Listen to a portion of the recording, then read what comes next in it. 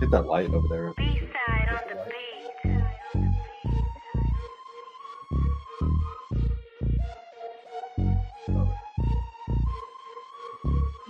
What's going on with that PPP? You done a lot of talking, not a lot to see. Up in the millions like 2.3, but Jeff got it all, getting off scot-free. Try to talk tips like we talking about stock, but you're talking about men printed on cost stock. When you open your mouth, I take it with a grain of salt, cause the market's down and you're a clown, it's all your fault. You ruined the hobby I love with your bullshit. Jeff Wilson, Jeff Wilson. You ruined the hobby I love with your bullshit. Jeff Wilson, Jeff Wilson. Did you dip, Jeff? I think you dipped, Jeff. What you talking about? I don't think you dipped yet. Willie's doing shady shit like the GOBs, like his whole failed thing with them NFTs, taking money from the people to pay. Most of them are broke, but that's okay, he's getting money. Even better, tax-free, loving all the stimulus from PPP. You ruined the hobby I love with your bullshit. Jeff Wilson, Jeff Wilson. You ruined the hobby I love with your bullshit. What? Jeff Wilson, Jeff You got Wilson. your headphones in, Ruined the boss. hobby I love I do. with your bullshit. Yeah, Jeff I can hear- I can hear the- Jeff Wilson. You ruined the hobby I love with your bullshit. Oh, on here? Yeah. Oh. One more.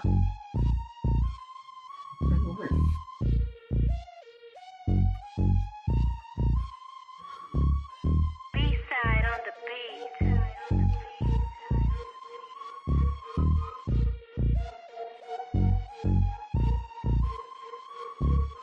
What's going on with that PPP? You done a lot of talking, not a lot to see. Up in the millions like 2.3, but Jeff got it all, getting off scot-free. Try to talk tips like we talking about stock, but you're talking about men printed on cost stock. When you open your mouth, I take it with a grain of salt, cause the market's down and you're a clown, it's all your fault. You ruined the hobby I love with your bullshit. Jeff Wilson, Jeff Wilson. You ruined the hobby I love with your bullshit. Jeff Wilson, Jeff Wilson. Did you dip, Jeff? I think you dipped, Jeff. What you talking about? I don't think you dipped yet. Willie's doing shady shit like the GOBs, like his whole failed thing with them NFTs, taking money from the people to pay. Most of them are broke, but that's okay, he's getting money. Even better, tax-free, loving all the stimulus from PPP. You ruined the hobby I love with your bullshit. Jeff Wilson, Jeff Wilson. You ruined the hobby I love with your bullshit. Jeff Wilson, Jeff Wilson. You ruined the hobby I love with your bullshit. Jeff Wilson, Jeff Wilson. You ruined the hobby I love with your bullshit. My water. What is going on, everybody? Hopefully, you guys are doing well out there. A little bit of a mic check situation. Hit me up in the comments with maybe a MAGA or a C-Blez if the mic situation is good enough. Hopefully, you guys are doing well out there. We are live from Las Vegas, Nevada, in the smallest hotel room that they possibly could give us at the MGM fucking Grand. We have been away for what's been 2 months, 3 months, and the same old has been happening in the hobby. You have drug dealers and drug users scamming people.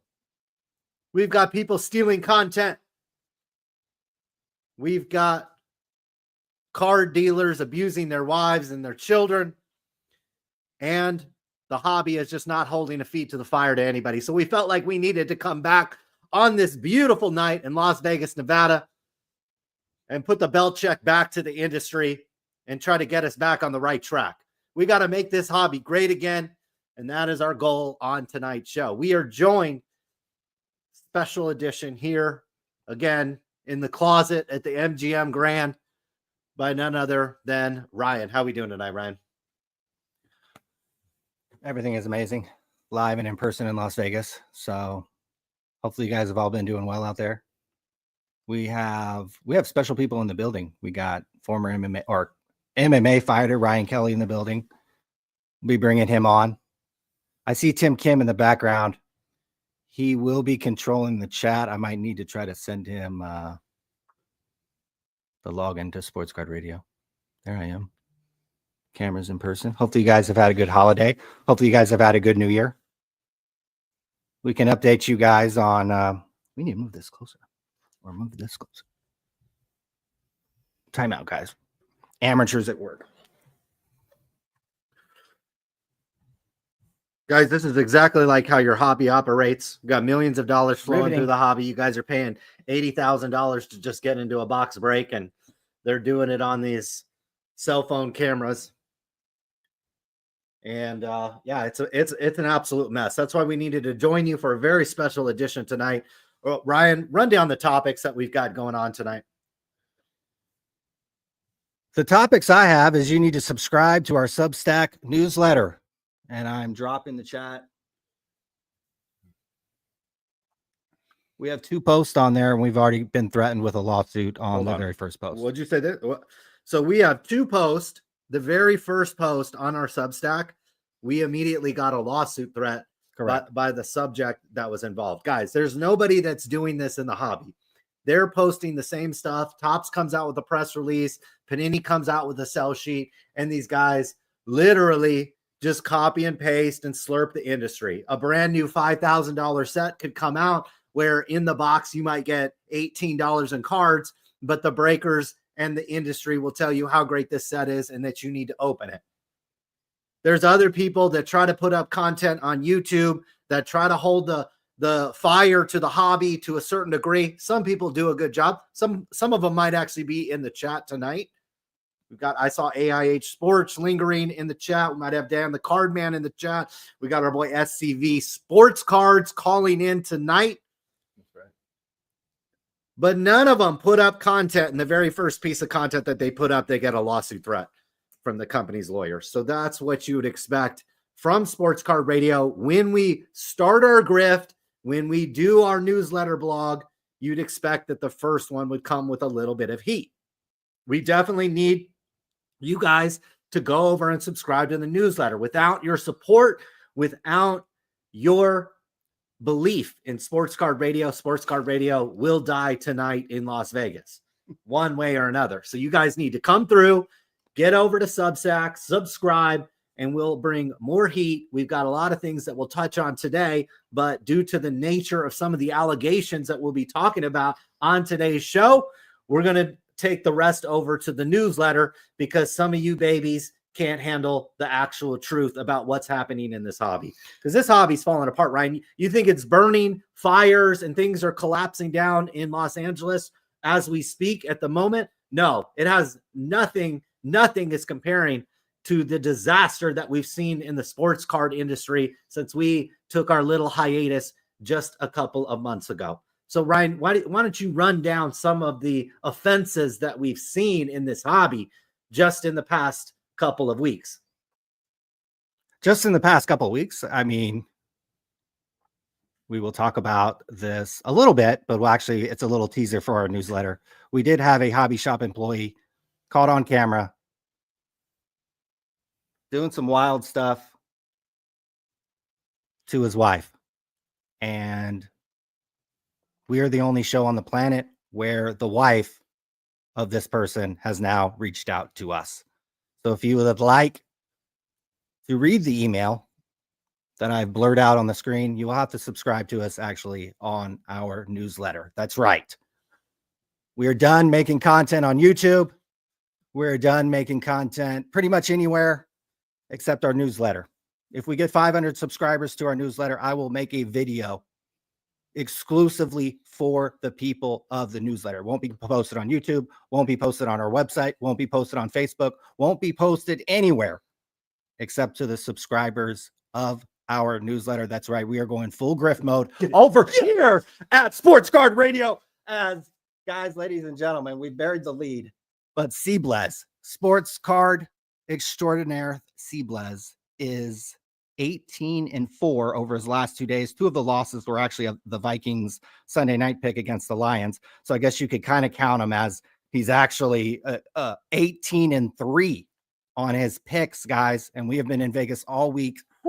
As the benefactor, You're coming up. he has Notre Dame Go. money line in this battle against Penn State.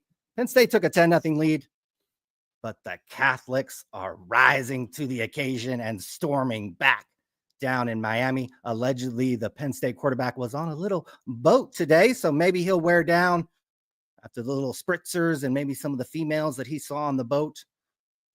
But guys, if you want to know I didn't want to be Debbie Downer. We haven't been around in 2 months. We got a lawsuit thread on our first newsletter post. We have a newsletter post coming out about somebody who abused his wife. We will comment on the Drew Herndon scandal in our newsletter. Some of the people who have made content with Drew Herndon should be ashamed of themselves.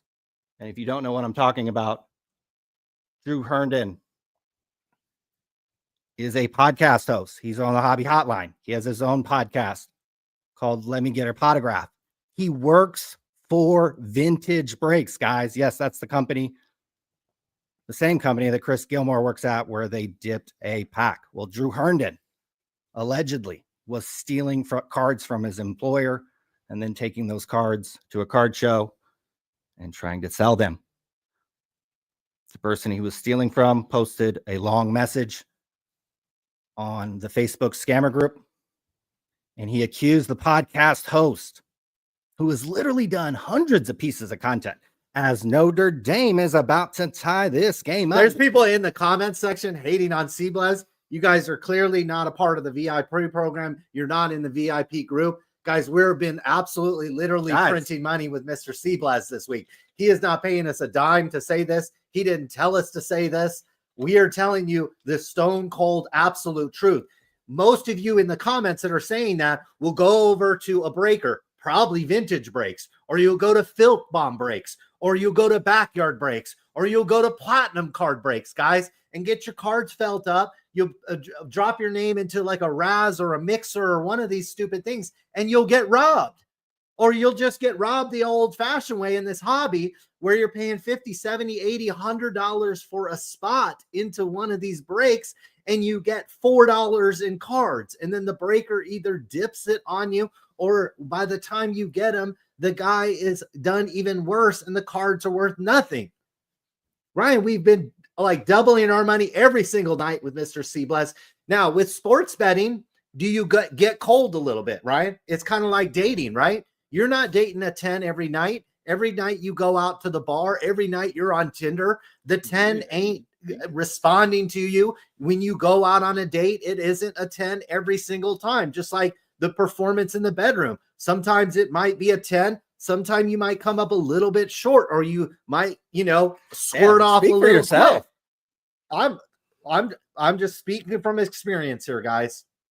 And so with sports betting, you get on heaters. And the key thing is, Ryan, is money management, staying in the game. We know how to money manage, and we are living proof that Mr. Seablaz is probably one of the stone cold best sports bettors in the world at the moment. And, the algorithm is doing its job. Sports Card Radio, Substack. Some of you guys are saying, are we not doing YouTube because we're scared of the lawsuits? Are we doing this? No, guys. No. What? No. Who's saying that? A bunch of scrubs. Who? We have a lot of people tuning in. Who? A lot of them are fucking scrubs. Who? Call in. You guys should call. Scared? Do you leave those same comments on these other content creators who all sound the same, who are all up Fanatics' ass, who don't come out with any opinion that moves the needle? Didn't talk about Platinum Brakes. Ran off with $1 million. We could have led with that story. That, Ryan, we haven't done a show in what, maybe it's been 2 months, 3 months. I honestly don't remember. But we could have led with a number of different stories. We have a popular podcast host. Nobody has stepped up and denounced this guy, Ryan. Nobody. Accused of a theft. Nobody has denounced this guy at all. We had Platinum Card Brakes run off with $1 million. $1 million of cards. No, and you know what they said? I could literally play the clip. They said Platinum Card Brakes stayed in business because quote unquote Sports Card Radio was promoting all their little sins in the hobby.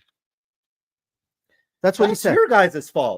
That's your guys' fault. If we promote somebody for holding a box cutter to somebody's neck, dipping cards on camera, off cameras, and you guys go shop with them. That's your standards. That's your standards, not our standards. Well, we found out why Platinum Card Breaks has stayed in business for so long. And if you guys didn't find out, Blowout Cards, a huge, essentially a distributor of unopened wax for the better part of 25 years. And this is very common in the distributor and the box selling game, where breakers or shop owners, they'll actually get loaned the boxes on like a 30-day net, maybe even longer than that. So they'll send you the product, and then Blowout or a distributor like GTS or Southern Hobby will give you net 30 to pay it back, so that you could sell these in a break without even paying anybody yet. And then you pay Blowout or you pay Southern Hobby a little later, essentially just credit or fronting you. Very common practice in the distributor world. Well, Platinum Card Breaks racked up, according to a lawsuit, $1 million in debt with Blowout sports cards. Now, I could give the biggest moron in this hobby $1 million in free product, and this fucking idiot would be able to stay in business for years. You would have to be a moron to get free rolled $1 million in product and fuck that off. So that's why you can probably go to YouTube right now, and Platinum Card Breaks is probably live. Because guess what? He got $1 million in free product. He didn't pay it back. He's probably going to, even if he loses the lawsuit, good luck collecting any of the money. So now we know why Platinum has stayed in business all these years. When he's ripping up cards on cameras, he's taken the Justin Fields card. He held up the box cutter to his employees' necks. They were rigging breaks of the Fanatics helmets. They actually made me take that video down on YouTube. That's why we're not posting on YouTube, because I post a video about Platinum Card Breaks and then they make me take the video down. So fuck you. I'll post it on my newsletter and I guarantee you it won't get taken down. I could post it on my website and it sure as hell wouldn't get taken down. Nothing on our website has ever gotten taken down. Yet multiple videos on YouTube have gotten taken down because of one fucking bullshit thing or another. So fuck YouTube. They can go fuck themselves. But as I was saying about Drew Herndon, this guy has done 150 different podcasts with everybody under the sun. And these guys, I'm going to save my comments for the newsletter. But it's bullshit. You either condemn what happened or you reach out and you help this guy. Because there's been allegations that Drew Herndon, again, I don't want to be a Debbie Downer on the show, but he was using drugs. And this led to the theft. Well, if you're a friend of this guy and you've done podcasts with him, you better fucking reach out to this guy and see if maybe he needs help. Maybe you can help in this situation. Maybe you can get the cards back to the owner. Maybe you can figure out what fucking happened. We don't have to show any grace to him on Sports Card Radio, because he would go on his podcast, and it was actually mostly his co-host, would shit talk us literally on every single one. We got it? Getting the ball back. Dude. Steve Blad's guys. About to go up in that one. He's got a $10,000 bet on that this was game. A 3-unit. This was a 3-unit play too. 3-unit, $10,000 bet on the money line. So yeah, we're feeling good. That's feeling good. So subscribe to our newsletter. Fuck YouTube. Fuck anybody hating. You guys can all fucking suck a fat dick. We don't give a fuck. We don't need to do this for clicks. Nobody's going to fucking sue us. Trust me, I'm going to be the one suing somebody. First of all, let's talk about that. Let's talk about NorCal Sports. This was the guy who went into the PSA office. You guys remember this about a year ago? His shop pulled the black Wemby 1 of 1, went into the PSA to get it graded, got graded a 10, even though it's off center. And he literally was in the PSA office and he shouted out Kurt's Card Care. Okay. Which is whatever. You want to do whatever you treat your cards, but PSA has said, hey, substances and things like that aren't allowed. So maybe not the brightest move in the world, right? But that's besides the point. There was a $700,000 theft at a distributor. Gold River distributor had an employee who took $700,000 worth of product. And it's been alleged he would sell it to local hobby shops. Full disclosure, if I had a hobby shop and some motherfucker who I knew worked for a distributor walked in with a bunch of boxes, I'd buy them too. Okay. So there's no shame in what anybody did. I did write that it was alleged NorCal Sports was one of the people who benefited, because I'm sure they weren't being sold at full price. These boxes were getting stolen by an employee at Gold River Distributor to the tune of $700,000. Then he would take those boxes and sell them to local hobby shops very close to where I live. Fine. I don't care. But the problem is, Mr. NorCal Sports, he got mad that we talked about it, and he sent over that he was going to sue us. Here's the problem. Colin, a couple decades ago, it seems, we had a hobby shop. Guess what it was called? NorCal Sports Cards. And actually, guys, you can do this right now. Type in NorCal Sports Cards on Google, and there's an eBay account that shows up. And guess whose eBay account that is? That's our eBay account.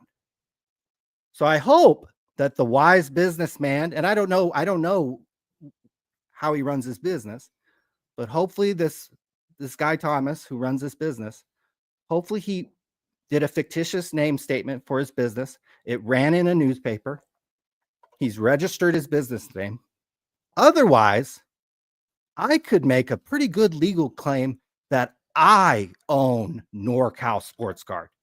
So in an ironic twist of fate, if this man didn't put a fictitious name statement, and it's probably 60-40 that he did or didn't, but if Tommy, I know you're watching because you've gotten really upset about this over the last few days.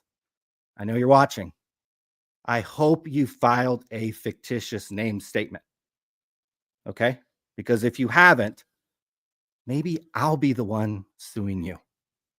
So again, go to our newsletter and you can catch up on all those details. That's the way you're going to be staying updated in the hobby through us. Colin, is that kind of the way you see it? Is that this is a one-time only live for us? I mean, we're not coming back on a regular basis, right? I mean, why don't you explain why maybe you wouldn't want to come back on a regular basis and do lives? Well, I wish I had some really fancy excuse. For me, it's more family related. It's more work related. I've had people, find, which is cool. They're finding the stock channel. They're finding out that, that's something I do on a regular basis. We're about to launch a paid newsletter service there. I've got great partners and great investor basically kind of helping me out with that. It's something that I'm ultra passionate about.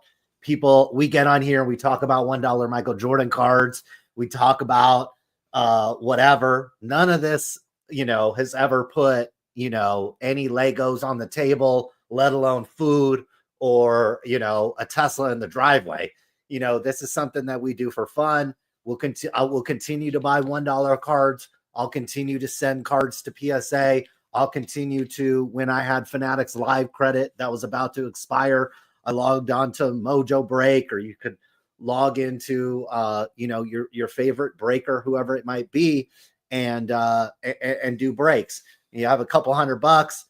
And look, the hobby's great. We're still going to have friends in the hobby. C-Blaz, definitely consider him a friend. I know that he was getting torched on social media last week. And I knew that, hey, this guy's luck's going to turn around, and this guy's kind of the talk of the betting world.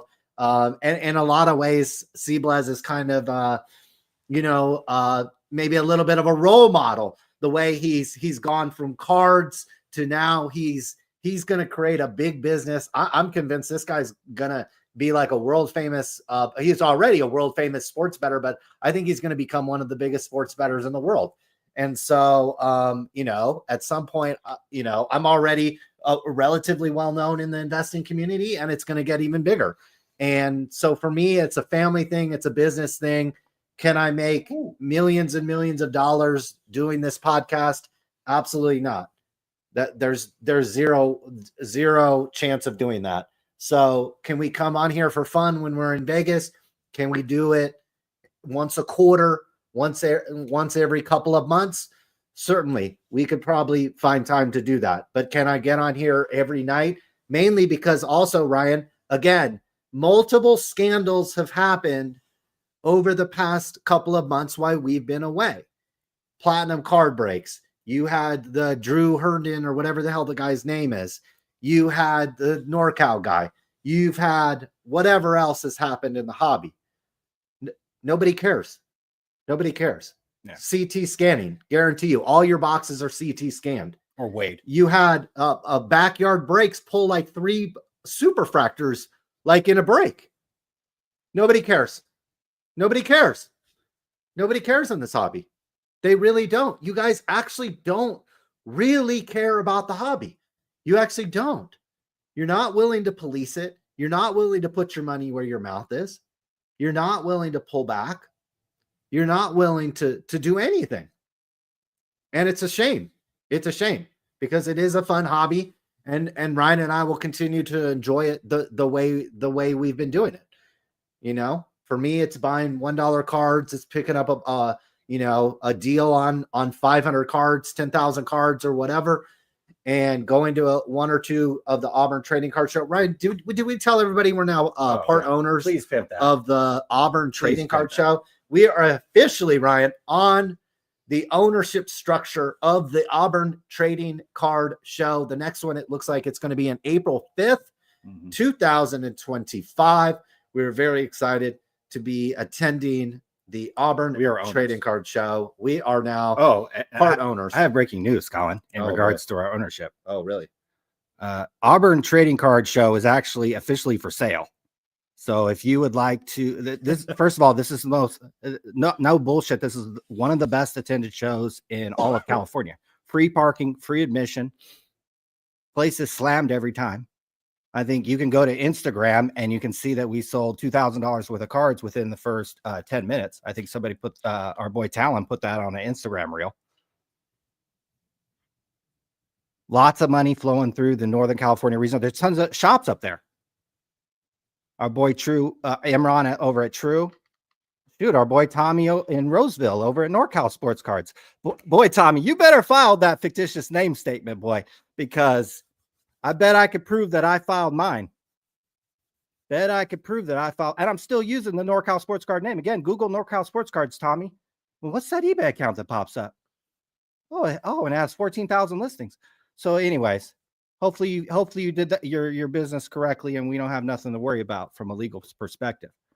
But at the Auburn Trading Card Show, guys, there's going to be 100 swag bags given away to the first 100 people, and everybody gets like a $20 bag of beef jerky from our boy That Dude's Barbecue, which is amazing. I wish I had like 3 bags right now. We'd all be killing this shit right now. But we are now owners. Part owners, we are minority owners in the Auburn Trading Card Show. Our boy Juan has been putting this on for fucking several years, and the show is also for sale. And it definitely has value. It's a very well-known show. It's very, very well attended.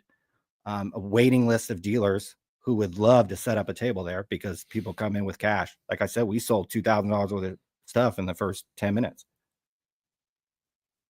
So there you go. We need to pimp that. We did.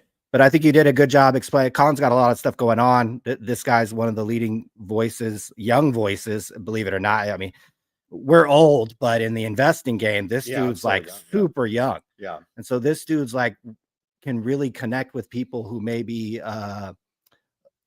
who aren't like natural investors or who aren't like 68 years old and fucking buying bonds and stuff.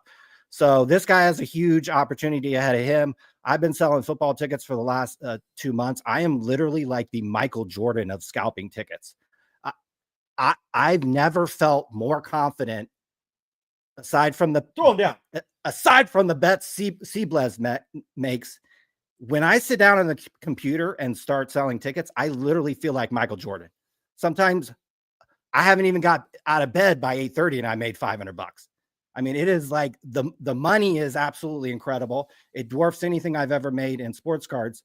We've got huge opportunities in the baseball ticketing market, possibly this year because of some changes in the licensing and how they do ticketing. I want to dive headfirst into that. And then the football season is absolutely incredible. I mean, you could sell. I mean, I sold 160 tickets to the Jets game, Dolphins game, and I think the Dolphins were 6-10, and the Jets were probably even worse. huge opportunities in ticketing. It's like sports card flipping, but on steroids, because you're buying $50,000 worth of tickets in 1 week and you get all the money back on Monday. There's nothing like that in sports cards. Like literally, there's nothing like the liquidity of a game going off, and you can acquire hundreds, if not maybe thousands of tickets to a particular game. I feel more confident selling sports card tickets than any piece of content I make or YouTube videos. This is awkward for me. It gives me anxiety. We got medication for that. Don't worry. We have medication for that. I've definitely been smoking a lot, but I just want to lean into the stuff that I do best and where there's huge opportunities. And I'll be writing some content for his newsletter. I have a watch market report I'm gonna be doing that I'll dive into. We'll do Southern California real estate after a third of the. Well, I'm moving as well. Yes, I'm moving as well. I'm moving to Arizona, so I've got to sell a house out in California. Thankfully, it hasn't burned down yet. I need to sell it before it burns down. Thankfully, we live out in California, but we are 6-hour drive from where anything is going on in Los Angeles. We know some people down there. Those are just epic, beautiful neighborhoods. If Bel Air starts burning, my ass is going to go down there with a fucking hose and fucking jump in one of those fire trucks. If the fire reaches Bel Air, you can damn well guarantee that.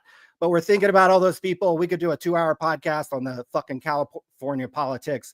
I think a lot of people know where we stand, but while people's homes are burning, I don't want to dive too deep into Gavin Newsom and what's the Lance Bass or whatever fucking the mayor's name is, but we're feeling for all those people. And it's really unfortunate, but I am moving out of California, hopefully by the end of the year, hopefully before the ASU football season, because ASU came up big. So talking about printing money, but that's the plans over here at Sports Card Radio. And I do kind of want to get Colin, before we get too deep into this, we're going to be taking phone calls here pretty soon. We got SCV Sports Cards calling in. We got This Cardboard Life on Instagram calling in. We got Ryan Kelly in the building. Seablaz, maybe if he wins this bet, he'll call. He's actually at the game, sitting in the Penn State section, betting on Notre Dame. If he's going to win, when we win. Win that ticket, Prince. Win that fucking ticket, Prince.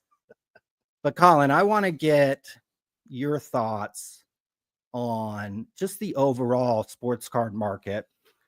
And where do you think, we're kind of still at the beginning of the year here. Fanatics licenses take hold. Oh yeah, when do those take effect? I posted on Facebook actually when those take effect. I think Okay. the NFL was in the end of this year, and the NBA, or no, the NBA is maybe in October, and then the NFL is of this year, and then the NFL is April 1st of 2026. Oh wow. Yeah. So we're coming up pretty quick. We're coming up. What What are your thoughts on just kind of the overall market, and where do you see it going? Yeah, I think definitely if that's the case, and that certainly is the case, if these licenses are up for grabs and they're about to, change hands, then I would definitely clear out any obligation that Panini has for you. If you have any outstanding redemptions, you really, really need to clear those out, take what you can get, because we've seen this time and time again. When these companies run out of the license, they're not going to take care of you. Panini's not making a lot of money now. When these licenses are gone, it is likely going to get increasingly worse. So I would definitely clear out any obligations that you have with Panini. Be also maybe a little, weary about the back half of their product cycle. Sometimes there's like a major dump, and you get a lot of really good products at the end. We've seen that in the past with companies that kind of exit out the door. They get rid of all their jerseys and those types of things. I'm not expecting that with Panini. And so, I would just tread cautiously, obviously, with Panini products. With Topps, we've reported on it, and we've seen time and time again, the company really doesn't make a lot of money. They don't have really high margins across the board, primarily because every 20 cents of every dollar goes to the NFL or the NBA or the NHL, and another 15 to 20 cents probably goes to the players. And so 40 cents on every dollar goes out the door to the leagues and the players. And then you have obviously the rising cost of everything else that they manufacture and have to deliver. And so it drives up the cost. And then you got these breakers and stuff. And, I think just in general we're seeing that the kind of middle end consumer is just really getting stretched. And these are the people that are buying into these breaks. You know, I was on, I was buying breaks. I had like 100 and some odd dollars left on Fanatics Live that I was given for credit for showing up at Fanatics Fest, joining PSA. They sent me the wrong code and then they sent me the right one, but the old one still works. So I had quite a bit of money on there. And I was sitting in breaks, and it was NBA breaks, stuff that had just came out. And I had to sit there for an hour with my phone on my headphones, just kind of waiting for the break to go. They couldn't get off the Spurs or the Lakers, Ryan, in like primetime breaks. So like, that's just showing me that, I mean, they eventually the Spurs spot had to get one of the breaks. The Spurs spot actually got eaten. They didn't even give the Spurs spot to anybody just to let the break go off. The Spurs Who was spot, the breaker? Mojo Break. How did the Spurs not sell in a rookie year? Spurs Rookie year, Topps Chrome. There was even a Breakers Topps Delight. Chrome. No, but with Breakers Delight, there was a Breakers Delight, and there was Cosmic Chrome or whatever had just come out, and they couldn't give the Spurs spot away. And then another break happened, and it was the same deal. It was the same deal. People are tired of basketball. Yeah, I think so. Basketball fatigue. Basketball fatigue. They're just making too many of these cards. So you can have a hot rookie. I think Wembanyama is a very interesting player. I think he's actually pretty good. But the problem is they make way too many of these cards. They're actually not that collectible. And so, that makes it difficult for the price that they're charging. Now, if these cards were back when we first started doing shows back in 2008, 2009, where the most expensive box might have been $1,000. Now we're talking. There's some value here, but the price that they're trying, like I remember I was like adding up when I was sitting in these breaks and I was seeing the types of cards that were pulled. I was like, my God, that was like a $600 hobby box that we just opened. And we got like the best card we got was like a 28th pick in the NBA draft and a Paul George numbered out of 25. Like that was literally the best cards we got. And I was like, fuck, people are buying this shit with their own money. And it's only going to get worse. It is literally only going to continuing to get worse. So it's just a tough hobby. It's just a really, really brutal hobby, in my opinion, in terms of to get our energy behind and be excited about. It's just hard. And until the pricing becomes slightly more realistic or the hobby figures out a way to light a fire under the industry like it did, there's just not going to be a lot of upside. Oh, what a catch. There's not going to be a lot of upside, I think. But in general, look, in terms of just eBay sales, I've only got maybe 3,000 or 4,000 cards listed on eBay. It's nothing big at all. I'm probably selling $1,000 in terms of sales per month. So it's just a small thing that I do in my free time. And sales dried up during November and December, I think primarily because people were buying gifts and those types of things. Things have certainly picked up since then. Things have certainly picked up from the Michael Jordan, Kobe Bryant, basketball player that, Stephon Marbury, Dikembe Mutombo type cards that I have listed. So things have definitely picked up since then. But this ultra high modern bullshit, I mean, Wemby's probably the best rookie NBA player that we've seen in a while, at least probably 5 or 6, 7 years since Luka Duka Stinky Doncic fucking was a rookie. He's probably the best. Maybe Zion too. Got a lot of hype, but Wemby's actually living up to the hype. But what are his cards doing? It's that. This is why I spend 95% of my day on the stock market, because Ryan, guess what? When a company does well, what happens to the stock? It goes up. And if you can predict those types of things, or you can project those types of things, you can make a lot of money. The problem with the sports card business is you could have been like, Wemby's going to be a generational fucking talent. Luka Doncic is going to be a generational fucking talent. And you probably were fucking right. And guess what? You lost money if you bought their cards. There's like no way to make money. Yeah. Other than be a breaker and rip gambling. 8, 9, 10 hours a fucking day. I see people making fun of our hotel room. of these breakers that are supposed to have all this money, man, they look like they're in the back of fucking some, van, fucking, they're supposed to be dripping with money. Where's these fancy studios with lighting and fucking different camera angles and, like a sound guy or something, and maybe a secretary bringing, them cookies? I don't see any of that. Hey, we shit. we could stop this at any time because we got NFL playoff games this weekend, and I got parking for the fucking Eagles, the fucking There you go. Texans, the fucking Buccaneers. Like, I'm losing hundreds of dollars an hour sitting on this stupid stream, so we could shut it down at any time if these whiny ass babies are fucking making fun of the MGM. Guys, come to Vegas during the week of CES.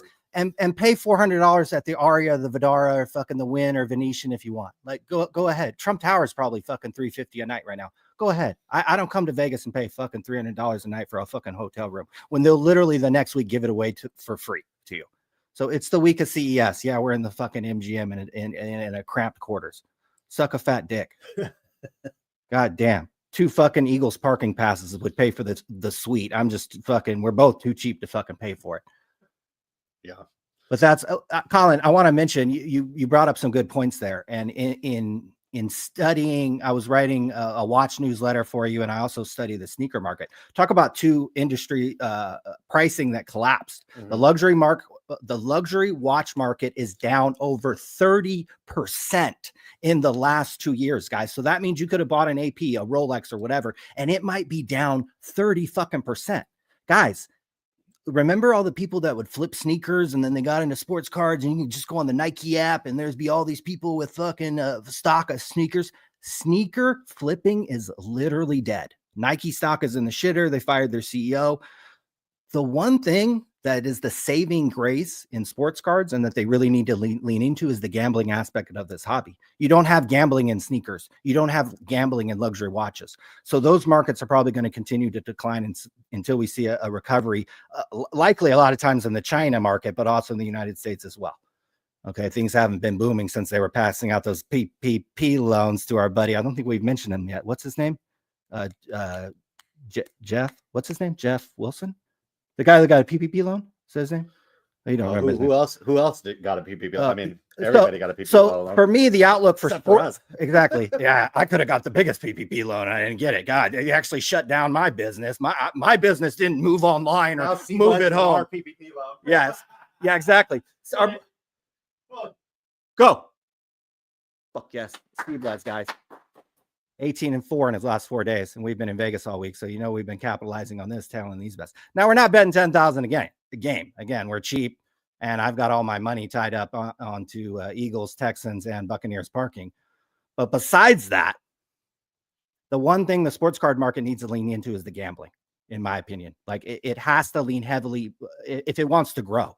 Otherwise, it's going to be like sneaker flipping, and it's going to be like luxury watches. Eventually, you run out of people to sell this stuff to it. The saving grace of sports cards is you go on a Whatnot, you go on a Fanatics Live, and it's basically like a fucking illegal casino, Vegas casino at your fingertips. And people get addicted to kind of plugging money into this thing. That is the way this hobby is going to grow. And just by the nature of blindo and open packs, you buy a box and you don't know what's inside. And there's this gamble that maybe you buy a box and 9 out of 10 times it's going to be a dud, but maybe that one time you hit the jackpot. And just that allure that gambling allure doesn't exist in sneakers, doesn't exist in watches. And that's why you've seen those markets continue to decline. And one of the reasons why you see money continue to flow into Whatnot, and you're sometimes blown away by these break prices and prices of boxes, is because it's just essentially, we got a flag? Yeah. Touchdown? That's in the end zone. Oh, that's in the end zone, 1 yard line. Or maybe it was out. Maybe it was, well, I mean, it's close enough. So as long as the sports card hobby continues to lean into the gambling, which is literally it's saving grace. Well, yeah, because you brought up the watch market. There is no scarcity of watches. The watch market is exactly like the trading card market. Mm-hmm. They're making Submariners and pumping those damn things out all the time. There is some scarcity in the precious metal. We did. You got it. Yes, there is some scarcity in the value a little bit. What happened? We were down there checking the live when Notre Dame was down 10-0. Yeah. He checked the live. It was plus 350, and then it was they were offering plus 9.5. I mean, but there's no scarcity There's no scarcity in watches. There was no scarcity in the sneaker market. Now Nike's going to try to change that.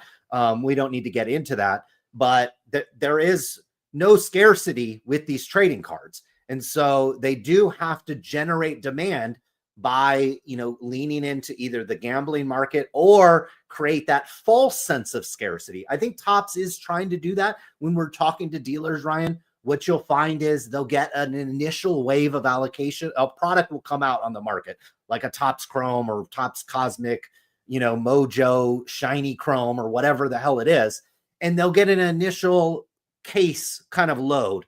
That'll move out into the marketplace at one price. And then a few weeks will go by, or maybe a week or two will go by, and then they'll get a second wave that tends to come at a slightly higher price. And so they're trying to control the scarcity, but they have to make so many of these damn cards that I think it's relatively difficult to pull off in the hobby. And what I don't think we've seen, Ryan, is obviously we had a huge leg up in demand during the pandemic. People got interested in this type of stuff. They were sitting at home.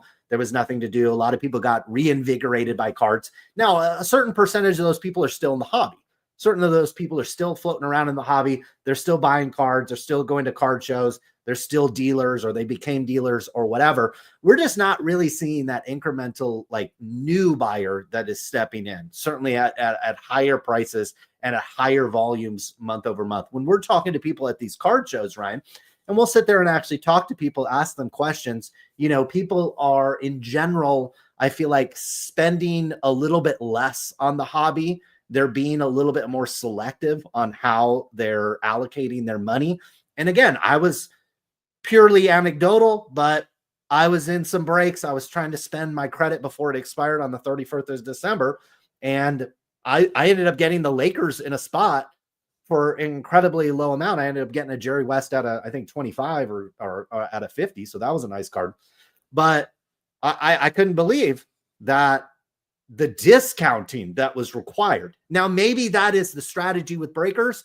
They put the prices out super high, and then they know that they've got to drop them in order to close the break. I don't know if that's the strategy, but just in general, I just don't think we've got a very healthy market in terms of the hobby. I also don't think we've got a very healthy market in athletics. If you look at the ratings of a lot of these leagues, most of them are trending in the wrong direction, particularly basketball. The NFL is kind of in its own category. You could probably throw a WNBA in there only because it's coming off such a low base.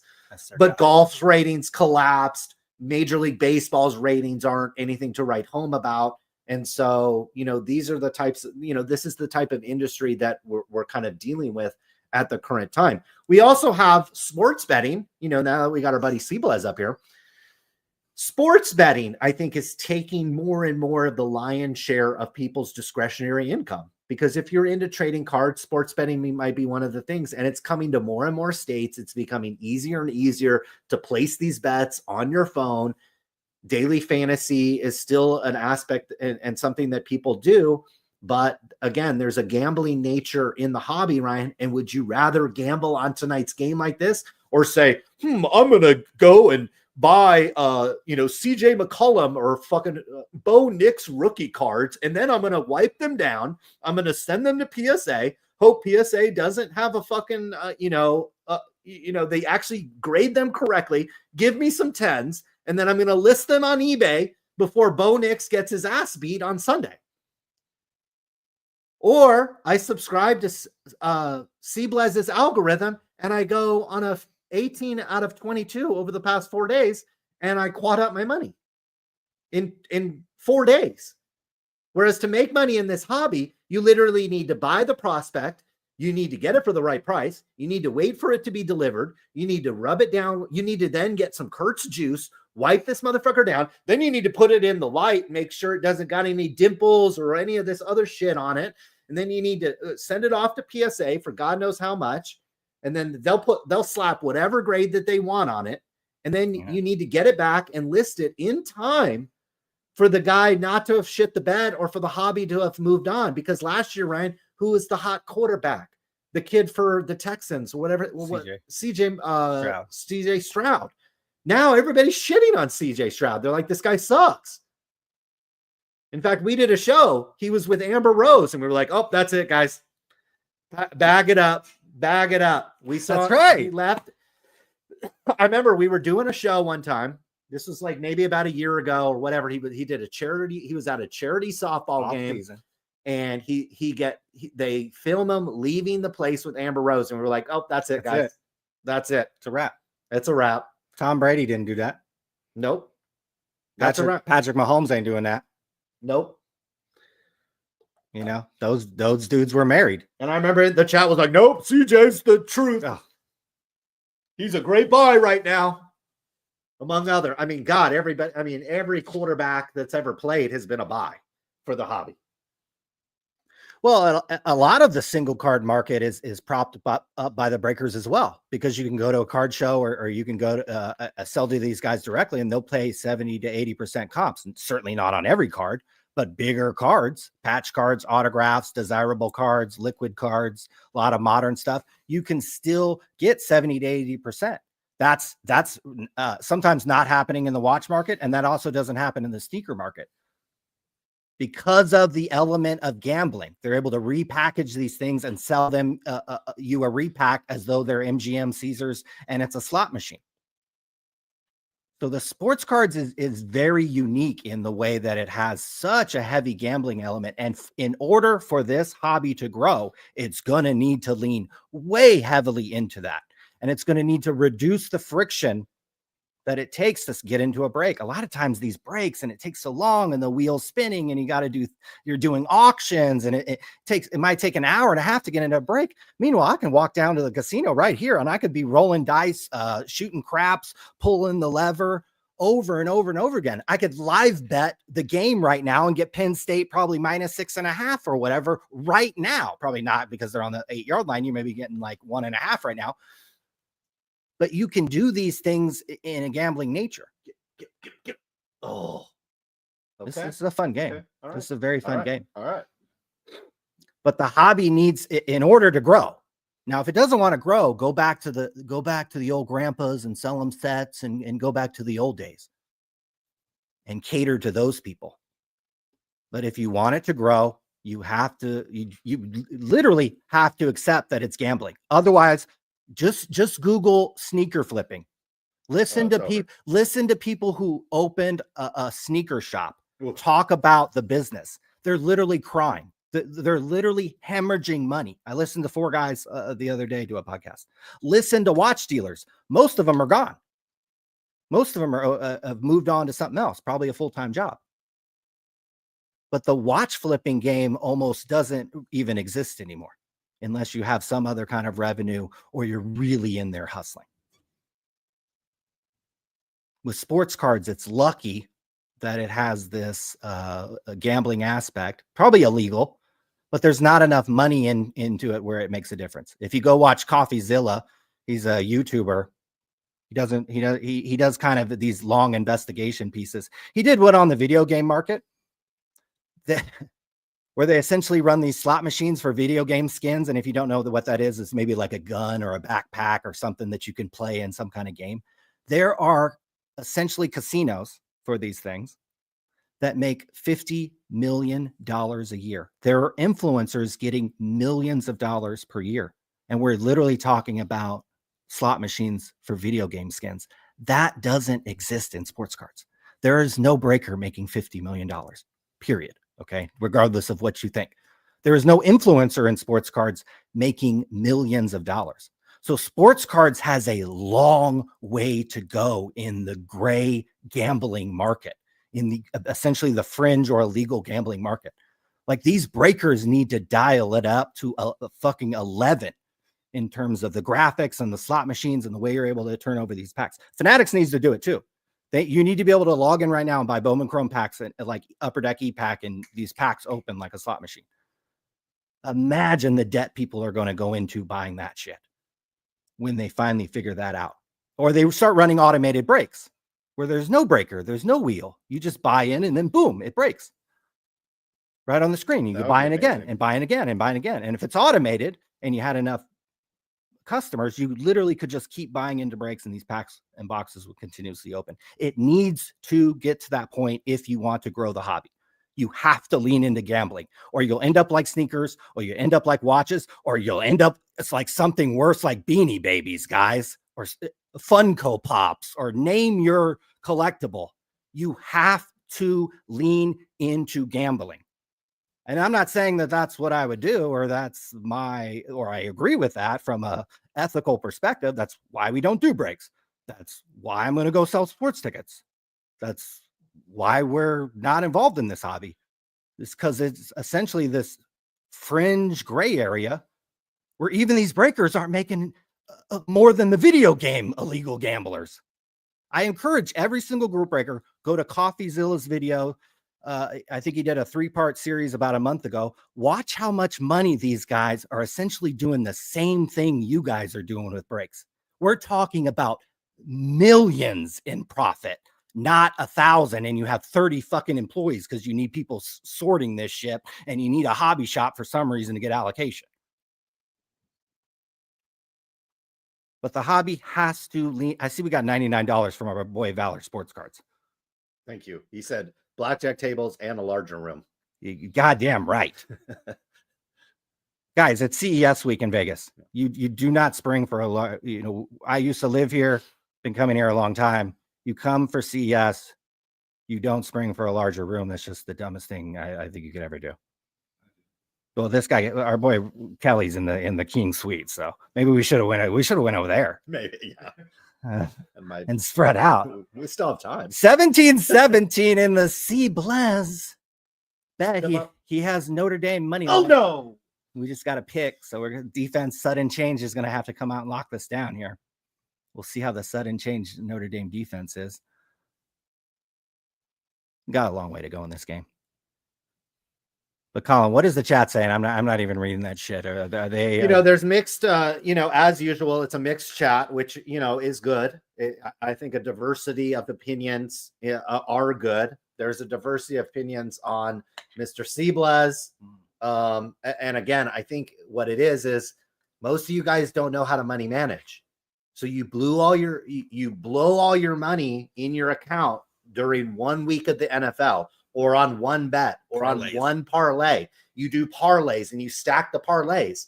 No, if you have a bank account in a sports betting account and you can be disciplined, which again, 99% of people can't do. Ryan and I have been gambling for as long as it's been legal for us to gamble. We've done it in casinos. We've done it online. We've done it at offshore casinos. We've done it on poker sites. We've done it with Bitcoin. We've done it with Litecoin. We've deposited every single possible way. We've bought gift cards to like golfballs.com, and that got us a deposit on Full Tilt. We've had our money seized by the federal government on gambling sites. Guys, right. We are veterans of the gambling industry. Very much know how to gamble very, very, very responsibly. Are we putting 3K, 5K like Seablaz is on these games? Absolutely not. I don't have that type of role. I don't have that type of money. I would rather put 4 or 5K into NVIDIA or AMD or Nike or many of these other stocks that are poised to have great years over the next couple of years. But can we splash around a little bit in this game, make it a little more interesting?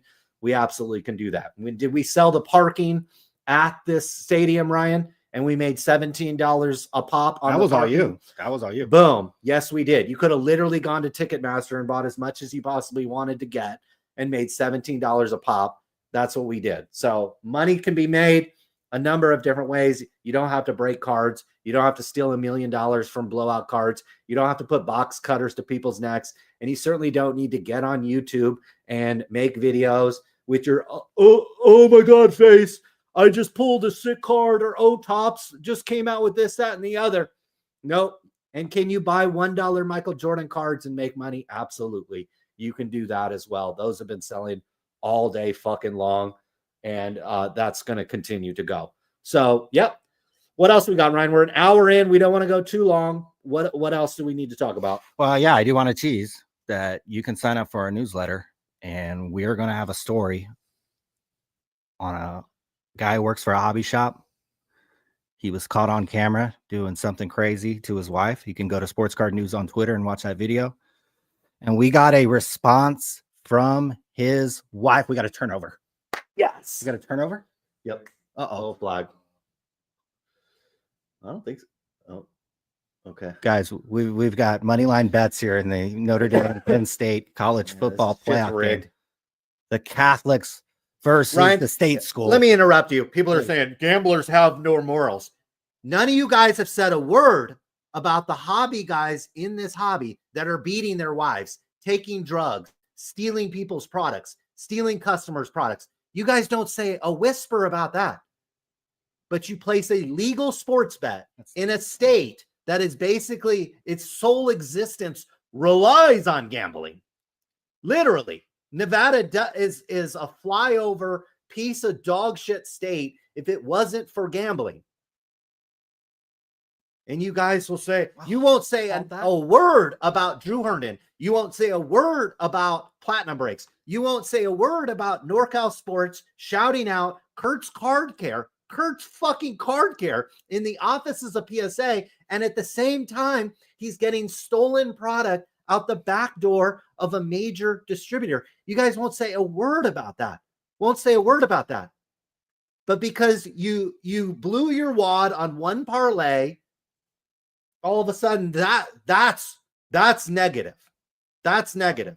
Ryan, there's been more negative comments about Rolex watches, one of the most premier brands that you can buy, in the comments than any of the scammers that we have pointed out. And this is just the scammers over the past couple of weeks.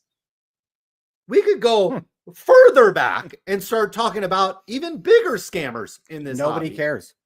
Nobody cares. You could go way up the food chain in people who do call outs or people who make watchdog content, and nobody cares. Nobody cares.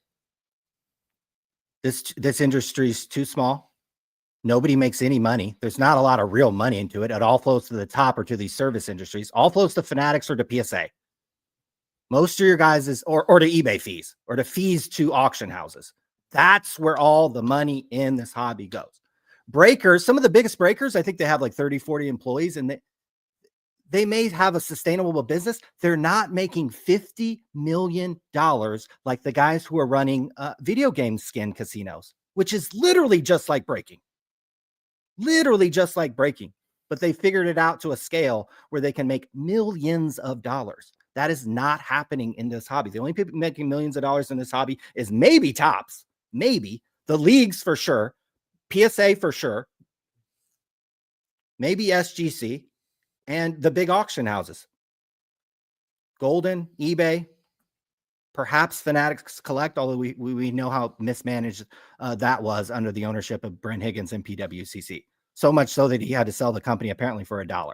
Then he had a $350,000 salary that he fucked off. And then he also was able to keep 10 of his employees, and I'm sure they all got fired too. So golf clap for Brent Higgins. That was another guys that you guys, this is before the COVID crowd came along, that you guys would get down on your knees and suck off PWCC and Brent Higgins and defend all the shit they did. Because that's where you sent your cards and that's where you got your little money. So heaven forbid we said anything bad about Brent. I mean, literally, Brent Higgins would walk around the National. Again, this is before, what's his name? Chris Wilson. What's his name? Jeff Wilson. This was before Jeff Wilson came around. Brent Higgins would prance around the National, and there's all these little simps walking around. And when it came out that there was loads of trim cards on PWCC, and guys, when I have literal text messages with Brent Higgins, the owner of PWCC, telling somebody to shill bid his Joe DiMaggio card that was listed. Do you think anything in this hobby happened? Absolutely not. You know, the only person that did something about PWCC and Brent Higgins and shill bidding, you know, the only person that did that, something about it, was eBay. eBay kicked them off their platform. People didn't stop using PWCC. People didn't stop supporting them. If eBay didn't kick off PWCC, they'd still be one of the biggest sellers on eBay along with Probstein. eBay, essentially the government had to step in and stop you guys from using PWCC. The Fanatics, Mike Rubin could run boxes through a CT scanner and show you the results And you dorks would still open the boxes that he gave you because, oh, well, maybe he missed on the scan, or God, there might be something in there good still. It's like that old Chappelle, it's like the Dave Chappelle memes where he's like, yeah, you guys got any more of that crap? You guys got any more of that Tops Update Chrome? You guys got any more of that Wimby Mercury? Nobody ever called out PWCC. We had to do it. We had to essentially launch an FBI investigation against them. And oh, I wonder how eBay found out about those text messages from Brent about the Joe DiMaggio card. I wonder what website they went to. Well, we can actually see that eBay was on our website for 40 minutes on that particular page. The government, eBay, had to step in and get you guys from using. You can go on right now and there's people buying into Platinum Card Breaks and Backyard and on and on and on and on and on. You guys don't give a fuck. Period. If there might be some big Paul Skeens card in that box, you'll buy in. You'll talk shit on Fanatics and the quality of the products, and the edges come out chipped, and the cards suck, and they make 63 parallels for Prism, and you'll still buy a box. And you'll still go to Target and spend $45 on a blaster and literally get nothing. And you'll still support this hobby. You can't quit it. You can't quit PAX. You can't quit it. And that's just where we are. So that, I mean, just another one of the long list of reasons why I'm not going to spend a lot of time in this hobby.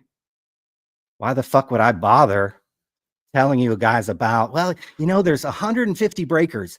Maybe you don't want to use these 5. And it literally doesn't make a difference. People think that we're scared that these guys are going to sue us, Colin. People think that, oh, you guys stopped because Jeff sued you, or Ken Golden sued you, or the guy from Kentucky sued you. Guys, let me make it very, very fucking clear.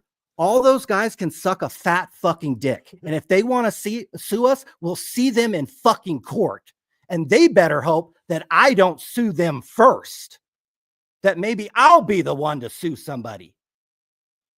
So suck my fucking dick. If anybody wants to sue us, we'll see you in fucking court, bitches. We ain't scared of shit. I'll put anything I want on my website. I'll put anything I want on the Substack.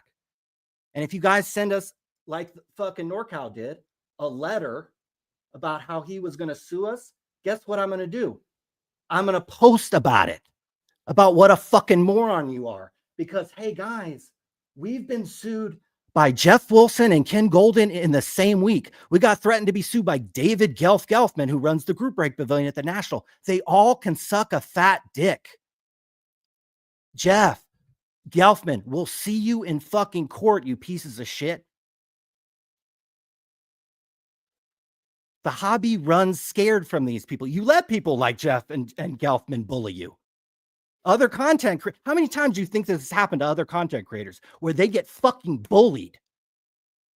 We don't let you bitches bully us. We don't let fucking NorCal Sports, who owns what, 1,000 square foot shop in Roseville in the middle of nowhere in California. You own a little card shop in California that actually the name of it I might legally own. And you think some little letter from a guy who wasn't even a lawyer is going to scare us? That's going to work on 99% of these motherfuckers in this hobby. So let's just get that on the record. We ain't scared of fucking nobody about no lawsuit, about anything. Sue us for anything you want. And guess what? I might come back with a better fucking lawsuit against you. And especially Mr. NorCal Sports Cards. Google that. Why does my eBay fucking account show up? Maybe create some more content, you fucking loser, and bump me down a few spots. And you better have that fictitious name statement. I guarantee you that. You better have that shit. Otherwise, lawyer the fuck up, bitch. Anyways, all these fucking losers who collect pictures of men can suck a fat dick anyways. You guys should be betting sports or fucking betting something where there's more money coming through. At the very least, buy some fucking vintage cards that don't have these wild swings in value like these modern cards, like Zion and fucking Ja and some of these Luca and Trey, and even the guys who are way worse than them. Those guys are actually good, but their cards have gone down 40%. Yeah, But- that's the problem. Is like the guys can be actually pretty good, like Wemby, or have a really good career, or have a good career going, and there's just no interest in the cards. You know, None. That would be really frustrating to me. You know, as any collecting just about anything. You know, where you're buying something and the value just doesn't go. Now I'm talking about modern players. You know, because the rationale to overpay to get into a break, to get Wemby, to pay for a Wemby card today isn't to watch it go down, right? People aren't buying into Wemby breaks or buying the Wemby cards on eBay to have the cards basically go sideways or down, right? Or is this something that people do? No, I think people buy into breaks expecting that they're going to make money, that it's this new paradigm of business that they're getting into. I don't even think they look at breaks as gambling. They look at, I'm smart because I buy this team and it's a value, or I only buy into this. I think they kind of look at it like sports betting a little bit. Well, it used to be the value proposition for a break was it was cheaper than buying the whole box. But I'm looking at some of the prices of these breaks and I'm like, man, you could buy a box for the price of the Spurs spot. You know what I mean? Well, Colin, there's like thousands of breakers now. So it's just driven the price of the unopens to the roof because these guys have to have something to break. And that's usually the brand new product. I mean, try to break a product from 2 or 3 years ago. It might be hard to, I mean, if you can't sell a Wemby spot, try to sell a product from 2 or 3 years ago that doesn't have some hot rookie or hot player in it. So they're all breaking it basically the same thing, or have to do the same thing, or go into the repack mode where you're essentially repackaging these cards, setting a floor on some of these flawless, some of these bigger cards that go into these repacks at 80%, 90% comp. And you're spinning the gamble. There it is. And you're spinning the go. Notre Dame. They flashed a C-Blaz real quick. Yeah. C-Blaz with a shirt off in the Penn State section. Oh, yeah, he might be in that group right there. Woo! Come on. So we got a long way to go on this. We're probably looking at. It's a great game. It's a great game. This I is love what it's college all about. football. So college football is where it's at. A lot of opportunities in college football ticketing. I mean, my God.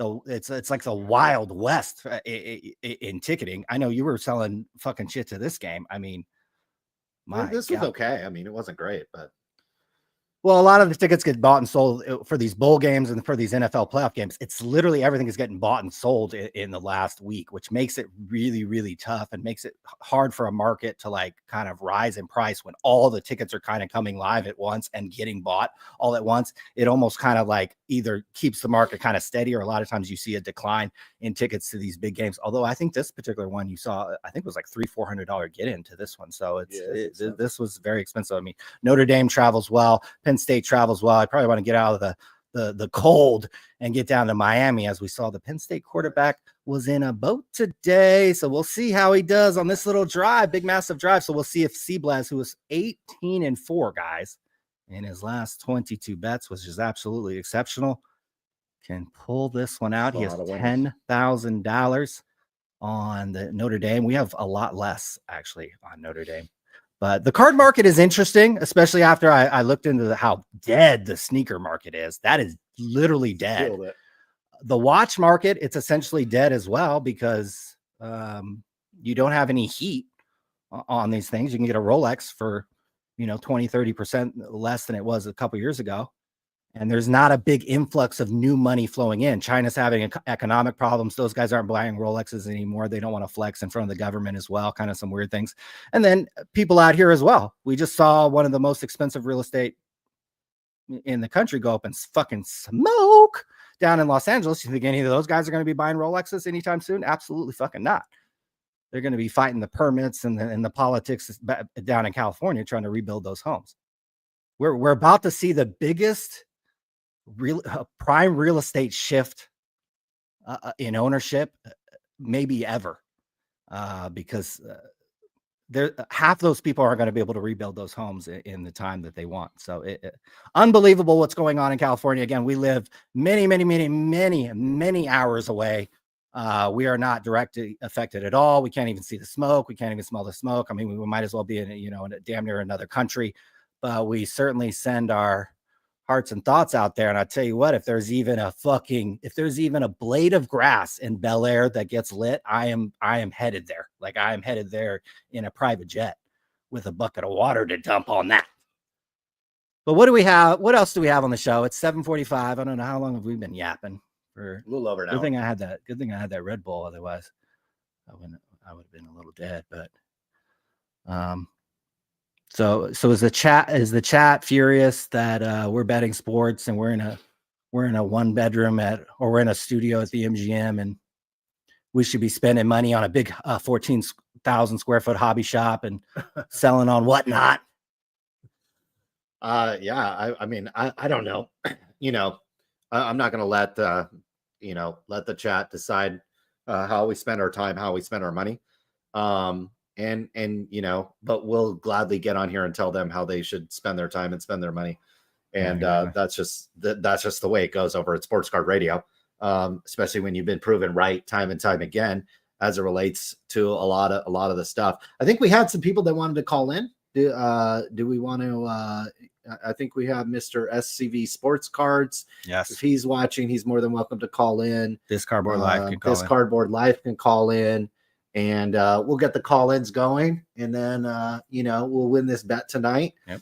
And we'll try not to spend it all on the next night in this closet that the MGM has shacked us up in. So, well, the MGM mansion is right behind us. If we only could have got put into there, that would have been quite something.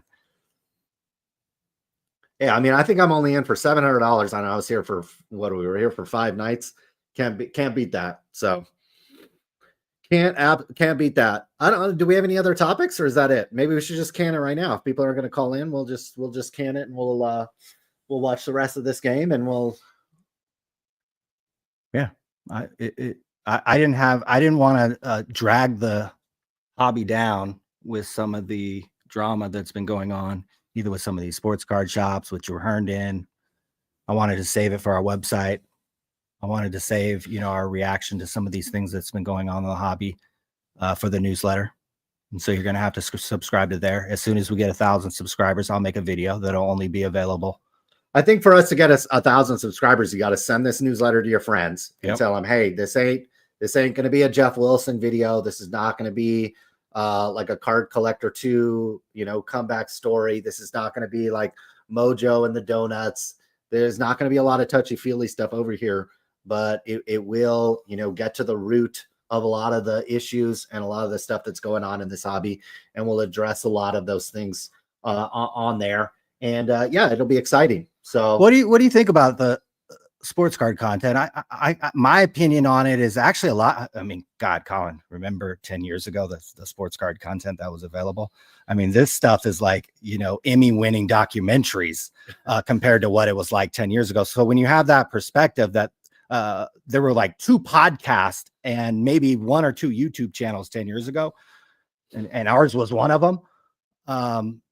Some of the content coming out about sports cards is actually exceptional, and it's very well done. It's well thought out. It's well produced in a lot of cases. There's a little bit of variety to it. The thing that I notice is that a lot of the voices are the same. You can listen to maybe like a Jeff Wilson or some other guys who sit around and talk, and they all kind of have a lot of the same opinion. Certainly anybody tied to breaking who's opened a hobby shop, they always have to couch what they say, because you can't off the overlords at Fanatics. We saw that our boy Valor Sports Card got suspended or kicked off Fanatics Live because he talked, he criticized the brand a little bit too much, and they literally kicked him off the platform for 30 days. So every other breaker, every other person sees that. And, but we have guys, ladies and gentlemen, this is my favorite Instagram account. It's this _cardboard. I think another _ life. What's up, guys?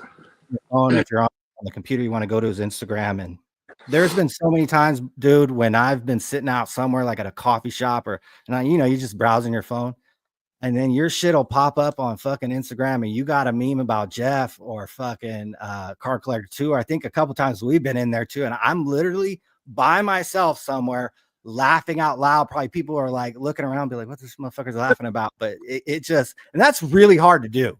Like, that's actually for you to be sitting by yourself and for something to get you to laugh out loud, either by yourself or you're out, out at a shopping or whatever, browsing your phone, and to laugh. So I just want to say thank you, because that shit has made my day so many times. And like, what, I guess first of all, thanks for coming on. No, of course. But what inspired you to make the memes and kind of post daily? Like what kind of has inspired you to do that and create that type of content? First off, honestly, I've been collecting for, I'm old, so I've been collecting for like almost 40 years now. Yeah, I'm old. So I saw the other content that was getting put out, and just to be honest, I thought I could do better. I thought they weren't really edgy. I thought they didn't really take on much of the topics that were like actually of value, to be honest. They were just kind of going soft on things. And, I saw the angle that guys like you and, Dan the Cardman, AIH and stuff like that. I remember the hobby when it was in a different place. So I just kind of saw it and just thought there was a lot of room for comedy. And to be honest, I wanted to do it a little bit different than everybody else. I always do the titty memes and that kind of stuff. So it's, it's stuff like that. That's, I'm like, there's room for this stuff. I mean, we're all guys, we're having some fun. So, I wanted to do it different than everybody else. I thought everybody else was playing it kind of safe in the meme game. Do you get any blowback from the people who maybe you make memes of? Do you ever hear from them, or how does that work? So one of the, when I first started out, probably had less than like 1,000 followers. I remember Jeff sent a message. It was like the pulling the mask off the thing. And it was like, who took 2 million in PPP loans? And it was like the mask. And it was like Jeff Wilson said, and he sent me a thing, you better take that down. And I just kind of replied, nah. That was like my reply back to it was nah. And I just kind of kept going from there. But it's, some of them have joined into it. I saw, like, it was funny. I saw Ken Golden voted on a poll today. So it's, I know they're kind of, they're floating around and they're looking, some of them don't want to admit it out loud. And I know it's not cool publicly to like me and be a fan of me. So I appreciate you guys for always putting me out and stuff like that, because, it's tough, when you're trying to just keep it real and stuff like that. A lot of people aren't comfortable with that. It's bad for business. I actually had somebody who's a Canadian dealer, pretty prominent, telling me that they had card shops telling them if they follow me, if they put my stuff on their stories, that they weren't going to deal with them anymore. So, that's the kind of blowback that I've seen for other people involved with me too. So, well, how long have you been making the memes? Probably going on, I guess, got to be about 2.5, 3 years now. So I try to stay consistent. How do you kind of on a day-to-day basis decide who you're going to be put in the meme, or what's like, put me inside your head. Like, you got your phone out, and then how does it all work? Honestly, I just, I kind of see what's going on. I try to give my own spin on it. A lot of it is just really me speaking for, a lot of the regular people in the hobby. When I talk about shit like, how hobby boxes kill you, or how, you're wind up buying stupid fucking, buying stupid breaks and shit like that. It's, I'm just trying to speak for the everyday person. I I guess that's the thing. I'm not ever worried about like, oh, I'm going to get sponsored by this one or sponsored by, it's never really occurred to me like that. I guess I've just kind of been like a fuck the system kind of guy. So, because I feel like a lot of people like myself who got back into it, like I was out of it for a bunch of years. And, once I got back into it, I was like, you know what, this is fucking weird. Like, I'll be honest with you, that's how I kind of looked at it. I'm like, wow, there's like boxes. I went from buying a bunch of hobby boxes last year to this year buying virtually none, because everything is priced out, or my guy doesn't get allocation and stuff like that. So it's like, I just thought it was, there was some value in at least making people laugh at things, because everything else was, you're ripping, a buddy of mine ripped $1,000 box for Christmas and pulled about $64 worth of cards. So it's like, I wasn't laughing at him, but it's like, like shit, that's rough. And that's, I think, most of our experiences, to be honest with you. So I just thought that there was some value in, in the comedy of it. And I thought there was some value in, I kind of mixed, like I said, a little bit of the, the dirty angle and stuff like that, and going a little bit of the, that angle of stuff. I figure, most guys like boobs and stuff like that. So I guess that worked too. So what's your biggest grievance in the hobby? You've been around a long time. What's the thing that pisses you off the most? I think it's just, to be honest with you, I think it's a lot of it is just pricing. I think it's the pricing of, I remember when I used to send cards to PSA, years and years ago, it was reasonable. There's no such thing as an upcharge. The price of a hobby box, even just last year, I was walking in buying a box of, let's say, I don't ever spend more than like 100, 150 on a hobby box. I'm just not stupid. So, it's like, I'll buy a box, and if I miss, I miss. It's no big deal. But, walking into a Target and finding a blaster for $35, $40 that's fucking insane, man. It's crazy. Even like an Allen and Ginter blaster where I'm pulling, fucking chili dogs and stuff like that, like shouldn't be $25 a blaster. That's ridiculous. Like the price of stuff has just gotten out of control. And I think like the prospecting angle of it, like when you got burned when we were younger, you got burned on $5, $10, $15 a card. Now people dropping like $100,000 on cards. Like they need their fucking heads examined, man, to be honest with you. Walk me through your hobby story real quick. How did you get involved with cards? When was that? Sure. And then the breaks along the way. Okay. So I got into collecting. First box I bought, I went to a show. I bought a rack box of 85 tops. I'll never forget. I went to a card show. I bought a rack pack box of 85 tops. Before that, I was buying stuff like, whatever other kind of collecting stuff there was. I don't know, was Batman cards, whatever kind of shit there was in the store. I was always a collector of that kind of stuff. And I was into it for a long time. Then, to be honest with you, 93 finest Topps baseball kind of priced me out. It started being $20, $25 a pack. That's when I kind of bailed out of the hobby for. I was like, what the fuck? Like $25 a pack, and listen, I love that set. And I love the refractors and everything else, but 25 a pack was kind of a sticker shock when you went from paying like 35 or 50 cents a fucking pack. And, so I got out of it for a while. I've always collected lots of stuff. I've collected stuff like records, skateboards, all sorts of stuff like that. Made a lot of money on Pearl Jam, just so you guys know. But yeah, I made a lot of money on I once sold a Pearl Jam doormat for $800. But no, so yeah, I'm not even kidding with you. God damn. So, yeah, not even kidding. It was free from Tower Records. So, but then I got kind of back into it. Once I had a son and stuff like that. My kid's 11. He's he likes collecting and stuff like that. But he's also a realist too. So it's I also, I don't know, about 15, 20 years ago, I decided I was going to collect a 55 top set. A friend of mine and me decided we were going to buy all PSA 6s that looked like 7s. So we put together a really nice set. That was one piece for me, and that was something I was kind of into. But I also had robbed from me a box of about $30,000 cards in like 92, 93, and that got me out of the hobby for a while.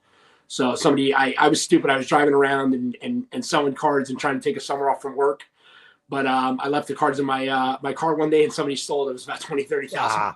So yeah, so that got me out of it for a while. But I'm back into it now. I mean, I'm smart with it. I don't waste money. I buy a lot of singles.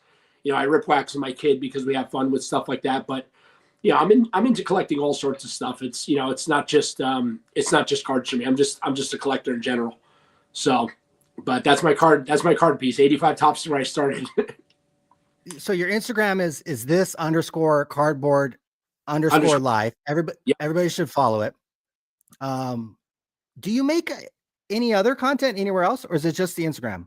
No, I'm actually considering starting a podcast. I wanted to do something like that. I know a lot of people are doing that, but I want to do something that's kind of in the vein of, I guess, like almost like a Howard Stern version of the hobby. Kind of have people on, and it's kind of like, oh, what's your favorite card in your collection? Okay, cool. When was the first time you got a blowjob? So it's kind of like I'm thinking like stuff like that, kind of like something like that. But I want to have something that's kind of fun and and stuff like that, and give people what they're kind of just something different. I mean, I think hobby content has just gotten really, you see the same 6 people talking to the same 6 people about the same 10 cards. It's kind of fucking really boring, to be honest with you, man. And I'd like to jumpstart some of that because I have a passion for it. I love what I do. I love the hobby. So I think it needs to be more entertaining than it needs to be, than it needs to be just dry and all this other shit. I mean, you guys get great content. You're calling out those scams. And listen, I piggyback off a lot of stuff that you guys do. I always try and shout you out when you give me stuff to make content out of and stuff like that. But yeah, I mean, I want to kind of keep doing what I'm doing and just, and like I said, maybe expand the platform a little bit. Oh, that's really cool. I think you should. I think it would. I think your style could translate well, and then you have humor involved, which a lot of people don't do. So I really, trust me, I really appreciate it. Okay, who's getting the next meme treatment from this Cardboard Life? Like what's on the agenda for the rest of the week? Like You know who's what? You know getting what? hit? It's always hard to say, man. I mean, there's always the fail safes of of Jeff or of Mojo and stuff. Like I was laughing with the Mojo like stolen content stuff because I was having that whole thing with Lameme James and stuff like that, and I'm like, oh, you got Lamemed and stuff like that. So it's it's kind of always what comes up in the moment. It's always like I hear something and then sometimes, man, I wake up in the when I first started, I used to do a lot of my stuff at night and have it ready and wake myself up at 8 in the morning and posts and stuff like that before there's scheduled posts and stuff. And I tried to be really diligent about it and try to really build a following. And I think a lot of people kind of respect the fact that I guess I'm kind of fighting the good fight like you guys are.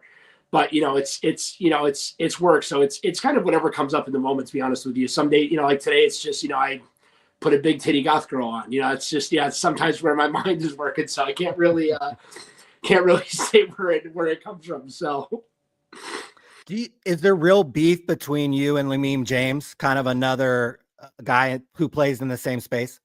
You know what, man? I started out with having a lot of respect for him because I knew he made a footprint in the space and stuff like that. And I'll be honest with you, when I started, I was like, you know what, I'm gonna take him down. I'm like, I think I'm funnier than him. I think he does a lot of repost stuff like that. And I don't like when people don't, when people do things without attribution. I mean, it's his post where he basically stole my meme, like slide for slide, has been his biggest performing meme that he's done since we've been in the beef together. So I guess that's my win right there. But it's one of those kind of things where it's we were kind of cool with each other, but I think he kind of holds himself in that higher ground. I'm just a regular guy, man. I like meeting people. I like talking to people. I'm not as much as I'm aggressive and as much as I hate all these like slimy motherfuckers in the hobby, as much as I'm still a cool guy and I want to be cool with everybody. Like I was so stoked to come on with you guys tonight. I'm a big fan of you guys, and and I know that you have you've put a lot of stuff out for me. I've always thanked you for that. It was always cool of you, and I have a mutual admiration. It was cool. So, but yeah, I don't know if there's actual beef. I think he's a little bit softer than I am. So, well, look. I love your content. I check that shit every day. It's amazing. It's a great change up for a lot of the stuff that I see in the hobby. And just thank you for putting that stuff out. And if you make it any other kind of content, Howard Stern show, and you need any help, I don't know what we could help you with, but please reach out because we'd love to help. Absolutely. I appreciate you guys, man, and keep on doing what you're doing. Okay. I know that you're going to do it in a different space, and I'll be sure to follow you there, but I appreciate you guys a lot. Thanks, man. Thanks for having me on. Appreciate you, man. Thanks a lot. Thanks a lot. Thanks, brother. Be good, man. Guys, this _cardboard life on Instagram. This shit is funny as hell. Like literally, that shit cracks me up. He'll do a meme about Jeff. He'll do a meme about Card Collector 2. Do one about Mojo. I mean, it's just Kurt's Card Care, whatever it is. Whatever the hot topic is, he kind of comes up with a different angle of some comedy, and it's absolutely spectacular. Oh, that's a pick! Guys, 24-24. They have 3 timeouts, so we might be able to get in field goal range. The little party boy's holding his head, I see, on Penn State. Mr. Yacht Life down there in Florida before the game. Maybe his head wasn't in the game here. Looks like a little faux blitz. Oh, you got a little faux blitz, got a little pressure, and made a big mistake coming back to that receiver. Where the hell was that? We got control. That's a good catch. That's a good catch. We're on the 42. Hello, guys. Hello. 3 timeouts. Let's get a kick. Oh, the Penn State fans look devastated. What happened with your boy on the yacht today? If you'd like to, we're still expecting to hear from Mr. SCV Sports Cards. Said after the game. Okay, perfect. I was texting him earlier. Said maybe like 5-10 minutes after the game. Okay, beautiful. So he was going to call in, maybe in the robe. Maybe we got a cigar. Maybe we got some ladies over there. Mr. Ladies, man. Maybe. Mr. SCV. I think he denied the lady allegation, but we are watching this game. We are on the algorithm. And You're on the algorithm. And again, people are saying, I don't know about the Seablaz love. Same sentence out of these guys' mouths. They'll run over to Platinum Card Breaks and do a break. They'll run over to Backyard catch and that? do a break. Yeah, he got it. You didn't bobble? Oh, he got it. I Okay. think he got Okay, it. he got I it. think he got it. Yep. Guys, he's just marketing his business in kind of actually a very unique way, something that the sports betting actually industry needed, kind of a hype man, kind of like, hey, look at me, hey, make these picks. Win or lose, he's out there tweeting. You know, when he loses, when he goes 1-4, he's out there tweeting. First down? Yeah, call confirmed. He's somewhat trolling the hobby at the same time. Exactly. Ryan makes a good point. He's kind of trolling, which works at marketing. You're getting people within the hobby, a betting community mad at him. I mean, there was a whole betting podcast that was talking about Seablez and his bets. And is it good for the betting community? A lot of people, you know, and we heard from this underscore cardboard life, a lot of the voices in the hobby are the same. And a lot of the voices in the hobby are getting a little redundant. Doesn't mean they don't make good content. Doesn't mean that the information they actually provide is actually very valuable, especially to newer people or maybe people who are still learning a great deal about cards. A lot of it is very valuable information, but I think there's an insatiable appetite, and sometimes we can see it with the people who watch our content, into something that digs a little deeper, maybe has a little bit more drama, maybe speaks with a little more aggression. What do we got going on? Turnover?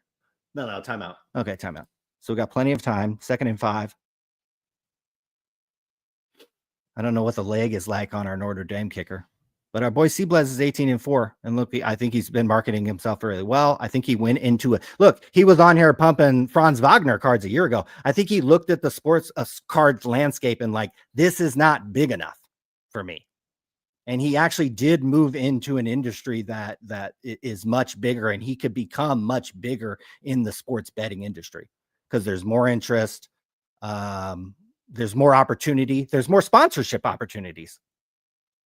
Colin, Jeff Wilson's on he goes from Pristine to PWCC to Arena Club. Colin, if we even sniff a sponsorship, there's motherfuckers asking other content creators, did Sports Card Radio get dropped by Golden? Are they being sponsored by PWCC or PSA? Jeff could go through 3 fucking sponsors in a week, basically, but if we so much as sniff a nickel, we get criticized. That's another reason why it's like, fuck you guys. I'm going to go log in and buy me some Eagles tickets, buy me some Bucks tickets, buy me some Texans tickets, and ain't nobody going to fucking talk to me about it. Ain't no fucking comments under a fucking video I make. Colin, here's another point I want to make. On Netflix, can you leave a fucking comment on the TV show or the documentary you just watched? Not on that. Fuck YouTube. I can create a video that I spent 8 hours watching, and motherfuckers can just comment about fucking 30 seconds that they watched. Fuck YouTube. Fuck YouTube. The only videos I'm going to be posting is to our fucking newsletter, guys. So you better subscribe. Otherwise, go watch Card Collector 2 Open 30 Blasters or Pac-Man or one of these guys, which is good content. But heaven forbid, when the exclusives kick in over at Fanatics, we're in field goal range, guys. They need to have a camera on Seablez right now and his reaction to this. Hopefully somebody's recording his reaction to this kick right here in about 20 seconds. Kicker is 6 for 12 regular season. 6 for 12 postseason. So he's maybe he dumped the girlfriend and he's getting a little better. So we've got high drama in this football game, and we have money on the line. Although our units are a little less than the Seablez units, but so fuck YouTube. Can't go to Netflix and leave a comment. Can't go to Peacock and leave a comment. Can't go to fucking any of these places and leave a comment. But I could spend 8 hours, make a video, and then all these dickheads will talk about how, Jeff Wilson said, that card's going to go up.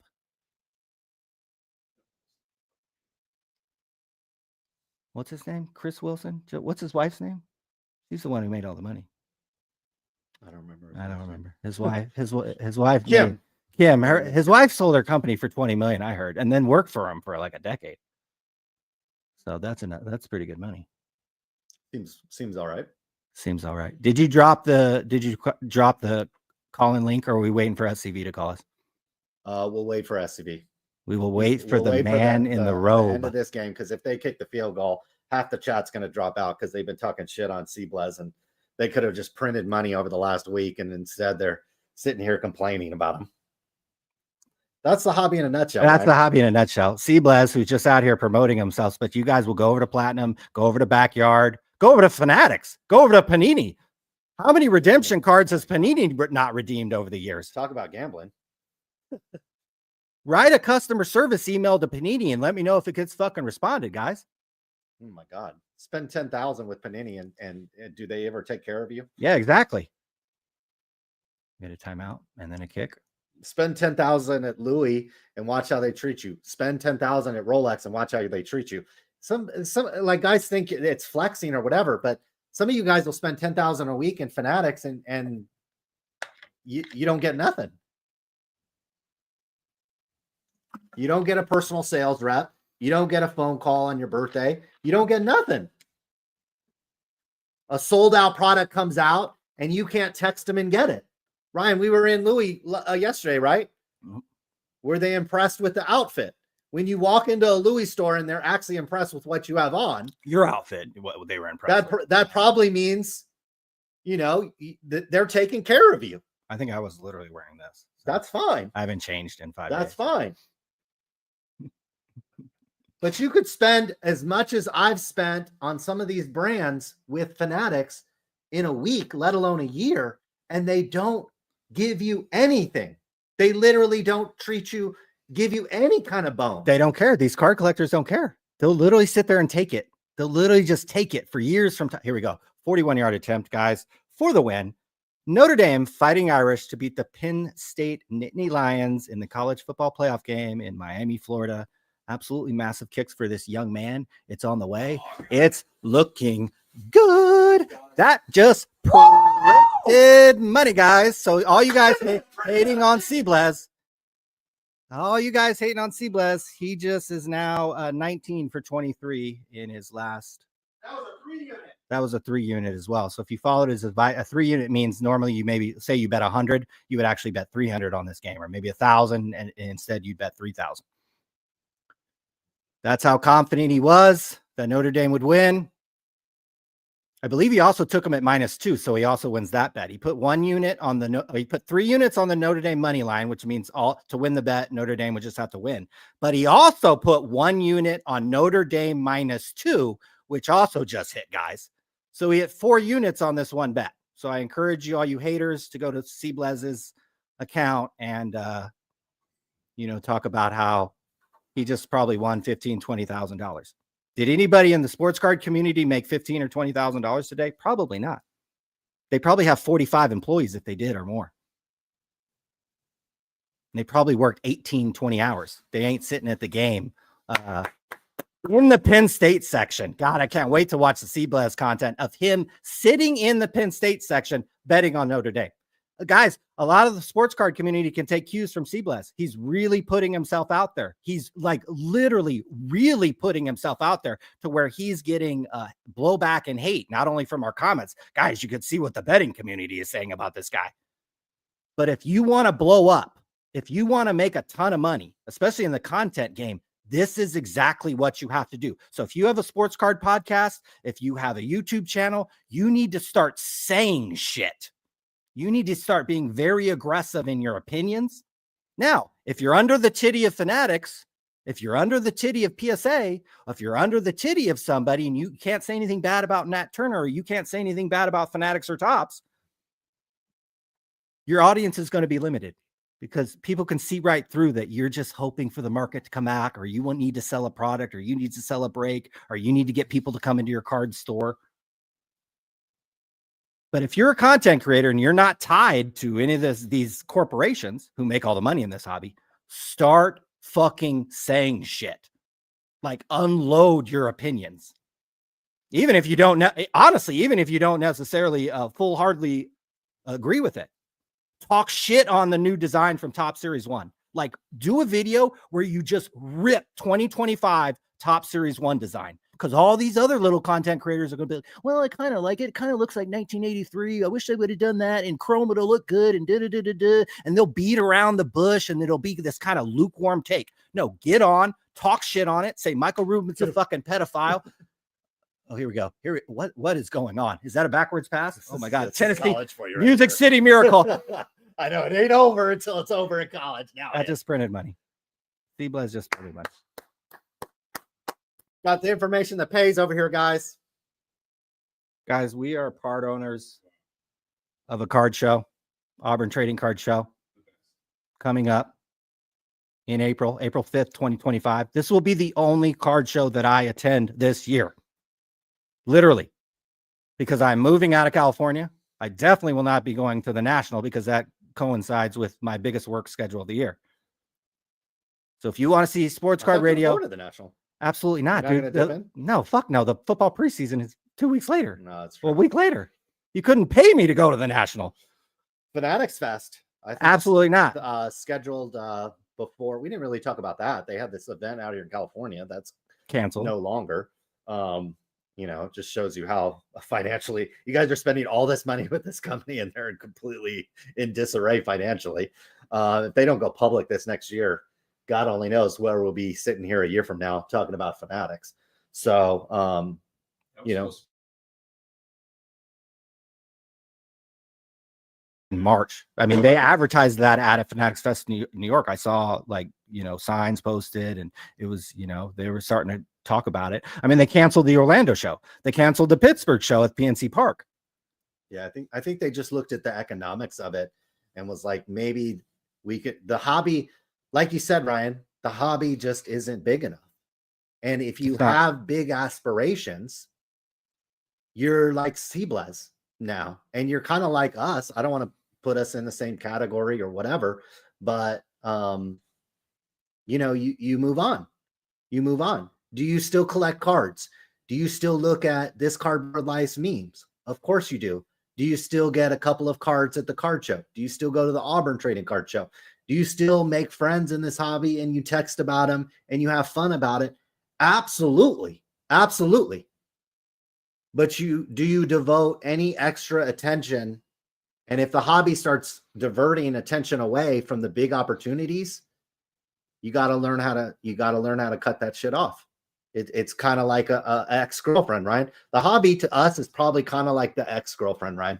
That treated us well for a while, fucked us good, might have gave us some money when we were broke. Wow. She was there for us, Quite a whatever. girl. Maybe in some cases gave us our firstborn child. But at some point, she cheated on you. She was texting her man. She was testing, titty pictures of this guy. She started getting on OnlyFans. At some point, as the alpha male in the relationship, you got to cut that shit off. And I think that's where the hobby is with us. We got to cut the hobby off a little bit. Again, does that mean that we cut all females off? Absolutely not. We're still going to be in the hobby. We'll still post every once in a while. If we're in the closet at some hotel, maybe we go live. But do we need to go live every single week? Do we need to do this every single day? Absolutely not. Absolutely not. Because I think there's just bigger and better opportunities out there. There's not enough money in this hobby. You don't have breakers literally making millions. You have video game casinos making 50 million a year, and the people who influence them millions. That doesn't exist. And breakers don't even realize that they're playing in a gray area of gambling, and they're doing it shitty. They're literally making nickels when you should be making millions. If you're going to kind of play in a gray area, why not make a lot of fucking money? So you guys need to turn this up. You need to reduce the friction that it takes to buy into these breaks. You need to continue to try to gambleize it, make it more like a slot machine that I can push a button and then boom, the pack opens. Or boom, if it's a repack, boom, it spits out a card. Sitting there waiting for whatnot to spin a wheel, and then you're opening it, and then it's never going to get big enough, guys. You're not going to be able to break enough cards in a day. You're just not. A couple of people will be able to build a business, 30 people, 50 people, 50 employees. It's not a bad business. It's not a horrible thing, but not it's a not bad millions business, upon but, millions of dollars. Is it, do you have a business or do you just have a job? You know what I mean? Like, do you have a business when you're breaking and you've got all these employees and you've got to show up to Fanatics Fest and kiss the ring? You got to show up on Instagram and kiss the ring, and, otherwise your allocation gets cut. Do you have an actual asset there, or do you just have a job? And then once you're done working that job or other priorities happen and you can't work that job, does it go away? I mean, these are full-time jobs for these guys. I mean, you listen to the guys at Cards HQ, which is Jeff Wilson's hobby shop in Atlanta. Some of these motherfuckers are working 80, 90 hours a week, sleeping at the shop on Black Friday and waking up so that they're, literally. Really? I mean, if you're doing that, you guys, you better be making millions, like in profit, not sale, like profit going into your pocket. You're buying a home in the Pacific Palisades that just burned down type of shit. Like if you still living in a suburb of Atlanta, working 80, 90, 100 hours a week, sleeping at work, not paying attention to your wife and your family, like that. Jeff's working 8 hours a week. You think? Not Jeff. No, not Jeff. The employees though, they're grinding their face off. I don't know how sustainable that is. I mean, eventually that burns you out. Eventually you're like, well, if I'm going to work 80 hours a week, I better be making a couple $1 million at least. Or just make the same and work 40 hours a week. Exactly. Or do something less where it's not the stress. It's not the grind. Because God knows I ain't making a lot of money right now, but I'm having fun and I'm trying to build something for. Do you have to go live on Whatnot for 8 hours a day and then sort and pack and ship those cards and then promote your business and then call a distributor or call Fanatics and get more product and finesse your way to get more product and then outlay all this capital? You're starting to hear hobby shops and breakers talk about how, boy, it's hard managing the cash flow. Cause you maybe have a couple good days of breaks and then Fanatics calls, Panini calls, and you've got to lever up and buy four. You have to buy it. You have to buy 5 more cases of the next product at 10,000 a case. Right. Well, what we're hearing is there's more of, for a while there was only maybe a handful of good products a year that you could actually make money on, and they would make you buy the garbage. And then for a while there during the pandemic, pretty much any product that could come out and it would double in money and everybody would buy it. Those days obviously are long gone. And now what I'm hearing from hobby shops is they have to buy a lot of this stuff. Ryan, we now have a new guest on the program. Here he is. Oh my God. In the robe. God, I wish we're in Mr. SCV. We're in such a bullshit hotel room. I was gonna put on a robe for you. They don't even have robes here. That's how you know how cheap we're living right here. So really second class, huh? We're fucking second fucking class. We ain't selling any of these fucking cards and making big time money, so we couldn't afford a good room with a robe in it. But I'm glad you have the robe on. How we doing tonight? Yeah. What'd you say? How we doing tonight? It looks like doing you're good, feeling man. good. How are you guys? Yeah, we're chilling. You got a lady in there? Are you solo tonight? What's the deal? Solo tonight. Okay. I had. It's still early though. It's still early. No, well, I had options, but I had to be here. Had to be here. So. Wow, you're pitting off the female. So do you have like a Rolodex of women? How does this work? Explain it. You're a young man, first of all. Tell everybody how old you are, but then explain the female game at your age to me, please. I'm old. I'm 40, so I don't know shit. Yeah, so I'm 23. I had I had a little run here in the fall that was 2-3 new dates a week. A lot of stuff going on, but I've kind of slowed it down. Winter time. More. Slowed down a little bit, but yeah, it's a ruthless game. It's a ruthless game now, this day and age. A lot different than when you were my age. That's for sure. From what I hear anyway. Bro, you got the cell phone now. You could do the Tinder and do the shit, bro. Well, but it's that didn't exist. It's harder to keep them now because they have so many more options. So are you a type of dude that's looking for a relationship, or are you just trying to run through these girls? I've tried the running through route and, it doesn't really do much for me. I could get into further detail about that, but something more consistent is probably what I'm looking for now. Speaking of consistent, you retired from making sports card content for a few months. It was a while. Yeah. And then like Michael fucking Jordan, you came back. Talk to me about that. Making the content, you bursted onto the scene. Nobody has bursted onto the scene like you did. And then you fucking left. And now you're back winning championships again. Tell me about that whole process. Oh man, I appreciate it. Well, you guys helped me burst onto that scene. I appreciate you guys always showing love It and was the all shout you, outs brother. and all that. That's all you. No, I appreciate it. Yeah, I don't know. I just kind of got burned out of it, but then I had the itch to do it again. So just kind of came back and yeah, you know. So what was that itch that brought you back? Like, what were you watching content? Were you just involved with cards? Like, why did you want to come back and make more content? No, I mean, so you guys were pretty much the only ones that I'd ever actually watched. I mean, the initial itch to start in the beginning was just because I would see all these losers, these jabronis, these jobbers, you know, make these videos. And I'm like, I could do it better than them. You know, a lot of people lying, a lot of people trying to grift out there. And it's just like, I just want to get on the record, like, look, you know, this is what it is. And yeah. Dude, I was watching one of your videos. It was only like a week or two ago. And you in your early 20s, I'm in my 40s, but something you said resonated with me. You're like, you really don't have money unless you have 100 million. Yeah. And if you had 100 million in the bank, you rich everywhere. You rich in California, you buy a $20 million house, and you certainly rich everywhere else. Yeah. Is it first of all, do you want to make 100 million? And is it possible to do that in sports cards?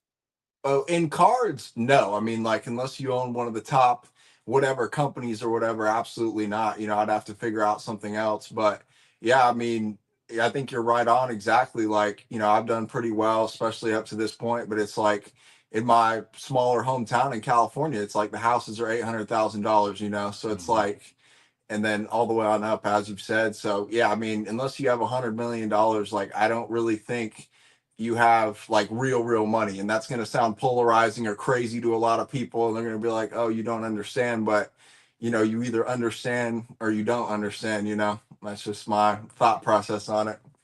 How are you going to make more money in sports cards? Like, what's your plan for 2025? How are you going to make like way more money? I mean, I don't know. I mean, I'm not really, you know, it's like more of the products that come out every single year. Like there's more and more products that I can't work with every year because I buy cards, get them graded and sell them.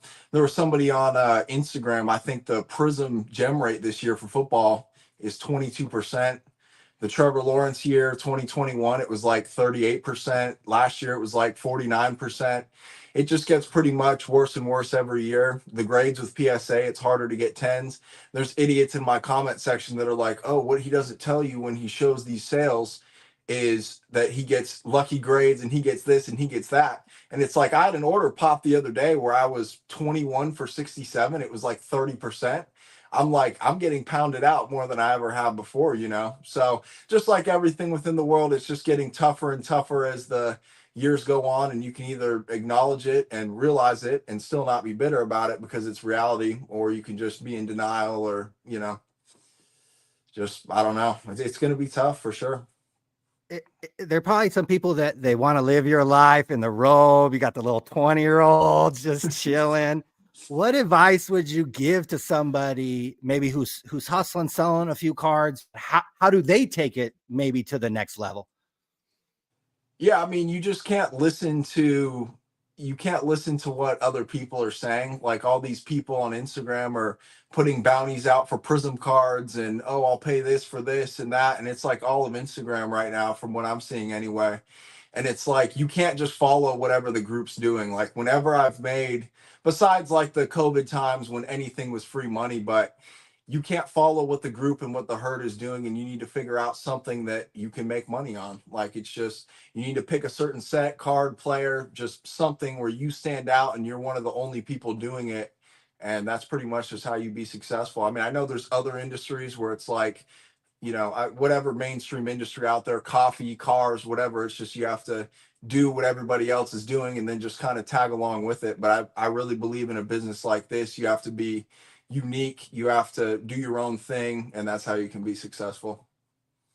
Is there anything Panini or Topps or these card makers that could do that could help you make more money that you would wish they would do?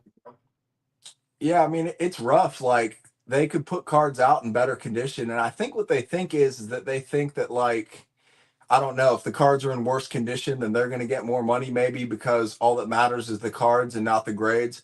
But I think it's the opposite, just because if I can get higher percentages of 10s on cards, then I can pay more money for cards, and then the people opening their boxes will have more money to pass up to the manufacturers. So I mean, that's pretty much where my head's at with it. I don't think any of them are thinking like that. I don't think any of them care. I mean, people are talking about how Panini has to use the Topps printing press machines and Fanatics controls the machines. Like, I don't know. Get your own printing presses. They say that they don't clean the machines, and that's why the cards are in such bad condition. Like, I don't know. Do something about it. It would be nicer for cards to be centered and cleaner, but I don't know. The way I view it with the world is with the dating apps, with cards, as we get more and more technology, we're never going to go back, but we also keep taking steps back.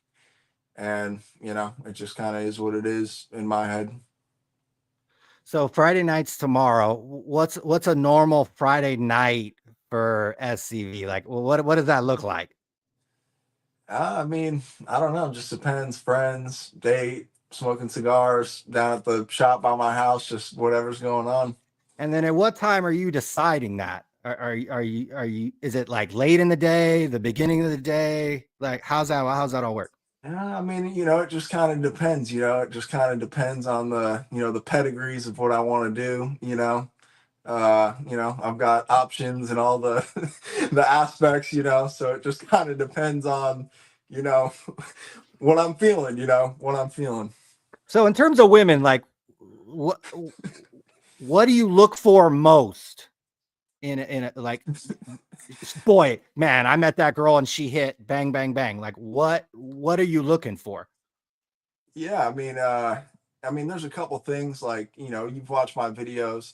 I don't like to put up with nonsense. So the more easygoing, the better. Like I will take points down, like not seriously down, but I'll take points down on the attractive scale if you're easygoing and you're easy to deal with, you know. But I don't know, just have fun, have good experiences, you know, just if it feels right, I guess.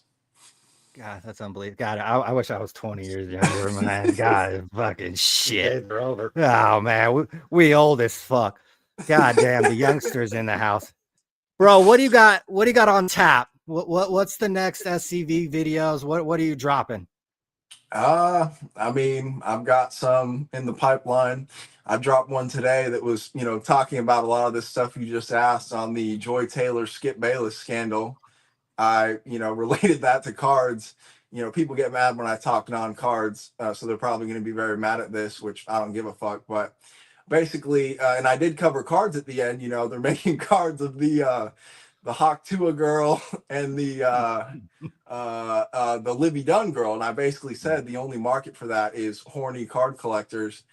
And yeah, so I mean, I talked about that. I did a video this morning that I hadn't chopped up yet about people chasing the Prism cards and how someone requested I do that video about how every 101 Prism finite card is iconic and is a serious card and is a big card, you know, and I just think that's crazy and laughable. Like, they're not big cards. I mean, some of them are. I get that Prism, if Panini goes away, will, you know, be good. But yeah, I mean, just some other minor stuff. I think I have 2 or 3 other ideas written down, and then I just kind of do whatever comes to mind.